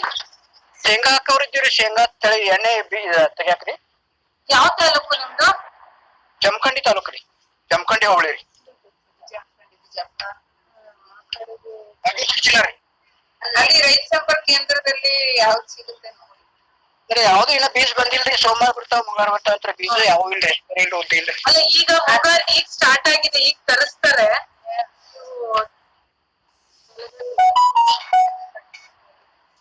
ಈಗ ನವಣಿ ರಾಗಿ ಹಾಕಕ್ ಅನುಕೂಲ ಐತ್ರಿ ಈಗ. ಮಳೆಗಿದ ಏನ್ ಎಫೆಕ್ಟ್ ಆಗಂಗಿಲ್ರಿ ಅದ? ಯಾವ್ದು ನವಣಿ ರಾಗಿ ನವಣೆ ಅವೆಲ್ಲ ಈಗ ಕಾಳ್ ಕಟ್ಟಿದ್ಯಾ? ಕಾಳು ಕಟ್ಟಿಲ್ರಿ, ಇವಾಗ ಇನ್ನು ಮುಂಗಾರಿ ಹಾಕ್ಬೇಕು. ಮುಂಗಾರು ಈಗ ಹಾಕ್ಬೇಕು ಅಂತ ಹಾಕಿದ್ರೆ ಏನ್ ಮಾಡ್ಬೇಕು, ತೆಳುವಾಗ ಹಾಕ್ಬೇಕು. ನವಣೆ ಆಗ್ಲಿ ನೀವು ಬಿತ್ತನೆ ಮಾಡುವಾಗ ಮರಳಲ್ಲಿ ಮಿಕ್ಸ್ ಮಾಡ್ಕೊಂಡು ತೆಳುವಾಗ ಹಾಕ್ಬೇಕು. ತೀರಾ ಒತ್ತೊತ್ತಗಾದ್ರೆ ಇಳುವರಿ ತುಂಬಾನೇ ಕಮ್ಮಿ ಬಂದ್ಬಿಡುತ್ತೆ. ಆಮೇಲೆ ನಮ್ಗ್ ಬಾಳ್ ಬೆಳವಣಿಗೆ ಬಾಳ ಆಕೈತ್ರಿ, ಎರಿ ನೆಲ ಐತ್ರಿ, ಎಲ್ಲಾ ಕಪ್ಪು ಎರಿ ಐತ್ರಿ. ಬ್ಲಾಕ್ ಸಾಯಿಲ್ ಚೆನ್ನಾಗ್ ಬರುತ್ತೆ. 2 ಫೂಟ್ 2.5 ಫೂಟ್ 3 ಫೂಟ್ ತಕ ಎತ್ತರ ಆಕೈತ್ರಿ. ಹಿಂಗಾಗಿ ಅದಕ್ಕೆ ಬಾಳ ಬೆಳಿಲಕ್ ಐತ್ರಿ, ಅದ್ ಹೆಚ್ಚಾಗಿ ಆದ್ರ ಕಾಯಿ ಹಿಡಿವಲ್ರಿ. ಎತ್ತರ ಬರುತ್ತೆ. ಜನ ಸರಿಯಾಗಿ ಕಟ್ಟಾಗಿಲ್ರಿ, ಬರೀ ಅದ ಹುಲ್ಲಿನ ಹೋಗನ ಸೊಕ್ಕ ಹಾಕ್ತಿದ್ರಿ ಅವ್ರಿ. ಅದೇ ನಿಮ್ಗೆ ತೇವಾಂಶ ತುಂಬಾ ಜಾಸ್ತಿ ಆದಾಗ ವೆಜಿಟೇಟಿವ್ ಗ್ರೋತ್ ಜಾಸ್ತಿ ಆಗುತ್ತೆ, ಅಂದ್ರೆ ಹಸಿರು ಜಾಸ್ತಿ ಆಗುತ್ತೆ, ಕಾಳು ಕಟ್ಟೋದ್ ಕಮ್ಮಿ ಆಗುತ್ತೆ. ಸೊ ನೀವು ಸ್ವಲ್ಪ ಮಳೆ ನೋಡ್ಕೊಂಡು ಬಿತ್ತನೆ ಮಾಡ್ಬೇಕಾಗುತ್ತೆ. ಈಗ ಸ್ವಲ್ಪ ಮುಂಗಾರು ಸ್ಟಾರ್ಟ್ ಆಗಿದೆ, ಈ ಸರಿ ಮಳೆ ಕಡಿಮೆ ಅಂತಾನೆ ಹೇಳ್ತಿದ್ದಾರೆ, ನೋಡ್ಕೊಂಡು ಬಿತ್ತನೆ. ಮಳೆ ನೀರ ನಿಲ್ಲಲ್ ಬಿಡ್ರಿ ನಮ್ಮಲ್ಲಿ, ಆದ್ರೂ ಸಾಟಿ ಮಳೆ ಸಾಡ್ಬಿಟ್ಟು ಹಾಕ್ತಿವ್ರಿ.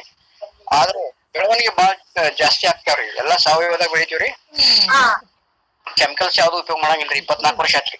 ಯೂಶಲಿ ನವಣೆ ಸಿರಿಧಾನ್ಯಗಳಿಗೆ ಯಾರು ಯಾವ ಕೆಮಿಕಲ್ಸ್ ಯೂಸ್ ಮಾಡಲ್ಲ. ಇಲ್ಲ ನಾವ್ ಈ ವರ್ಷ ಈಗ ಹೋದ ವರ್ಷ ಇದೇ ವರ್ಷ ಅಷ್ಟ ಹಾಕಿದ್ರಿ, ಮೊದಲ ಹಾಕಿದಿಲ್ರಿ. ಈಗ ಸಿರಿಧಾನ್ಯ ಮೇಳಕ್ಕ ಅಲ್ಲಿ ಬಾಗಲಕೋಟೆ ಹೋಗಿ ನೋಡಂತ್ಲಿ ಅಂತ ನಾವ್ ಹಾಕ್ಬೇಕು ಅನ್ನೋದು ಬಂದಿತ್ರಿ. ಆದ್ರ ನಮ್ಮಲ್ಲಿ ಬಾಳ ಬೆಳಿತಿತ್ರಿ. ಆಕ್ಚುಲಿ ಈಗ ಇದು 2023 ಸಿರಿಧಾನ್ಯಗಳ ವರ್ಷ ಅಂದ್ಬಿಟ್ಟು ಆಕ್ಚುಲಿ ತುಂಬಾ ಸ್ಕೀಮ್ಸ್ ಬಂದಿದೆ. ಅದು ಬಿತ್ತನೆ ಬೀಜಗಳು ಕೊಡೋದು, ಅದು ಯಾವ್ದು ಒಳ್ಳೆ ತಳಿ ನೋಡಿ ನೀವು ಅಂದ್ರೆ ನಿಮ್ಮ ಭಾಗಕ್ಕೆ ಸೂಕ್ತ ಆಗುವಂತ ಒಳ್ಳೆ ತಳಿಗಳು ನೀವು ರೈತ ಸಂಪರ್ಕ ಕೇಂದ್ರ ತಿಳ್ಕೊಬೇಕು. ಅದೇ ನೋಡ್ತೀವ್ರಿ. ಆದ್ರ ಈಗ ನಮ್ಗೆ ಹಾಕಿದ್ದು ಬಾಳ ಬೆಳವಣಿಗೆ ಬಾಳ ಆಗ್ತಾವ್ರಿ. ಅದ್ರ ಕಾಳು ಕಟ್ಟುವ ಹಂತಕ್ ಬಂದ್ ಏನಾಗ್ತೈತಿ ಏನೋ ಗೊತ್ತಾಗೋದಿಲ್ರಿ, ಕಾಳು ಕಡಿಮೆ ಕಟ್ತಾವ್ರಿ.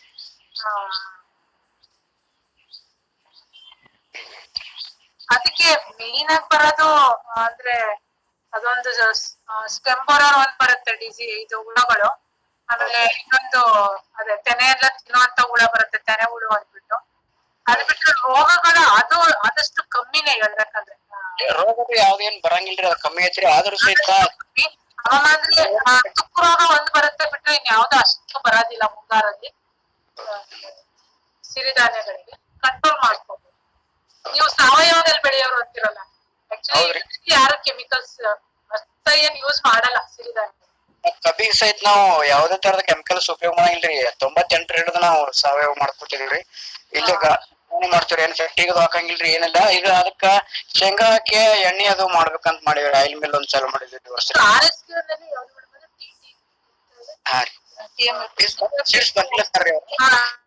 TMB2 ಅವೆಲ್ಲ ತರಿಸ್ತಾರೆ. ಗೊತ್ತಿಲ್ಲ ಸರ್ ನನ್ಗೆ. ಹೌದ್ರಿ, ಎರಿ ಮಣ್ಣ್ ಆಗ್ತೈತ್ರಿ ನಮ್ಮಲ್ಲಿ. ಎರಿ ಐತ್ರಿ, ಕರಿ ಕಪ್ಪು ಎರಿ ಐತ್ರಿ. ಅದೇ black soil area. Black soil area. Thank you madam. Okay.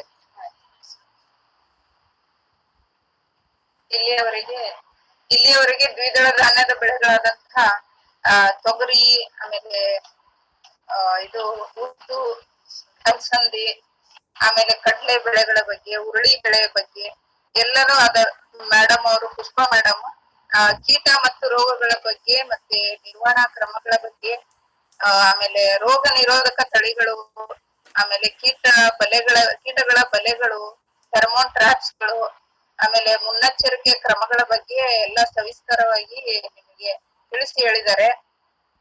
ಅವರಿಗೆ ರೈತ ಬಾಂಧವರ ಪರವಾಗಿ ಮತ್ತು ನಮ್ಮ ಜಿಲ್ಲಾ ಕೃಷಿ ತರಬೇತಿ ಕೇಂದ್ರದ ಪರವಾಗಿ ಅನಂತ ಧನ್ಯವಾದಗಳನ್ನ ಅರ್ಪಿಸೋಣ. ಆಮೇಲೆ ಭಾಗವಹಿಸಿದಂತ ಎಲ್ಲ ರೈತ ಬಾಂಧವರಿಗೂ ನಮ್ಮ ಜಿಲ್ಲಾ ತರಬೇತಿ ಕೇಂದ್ರದ ಪರವಾಗಿ ಹಾಗೂ ನಮ್ಮೆಲ್ಲರ ವೈಯಕ್ತಿಕ ಪರವಾಗಿ ಧನ್ಯವಾದಗಳನ್ನ ಅರ್ಪಿಸ್ತೀನಿ. ಇಲ್ಲಿಗೆ ನಮ್ಮ ತರಬೇತಿ ಮುಗಿತದೆ. Thank you. Thank you madam.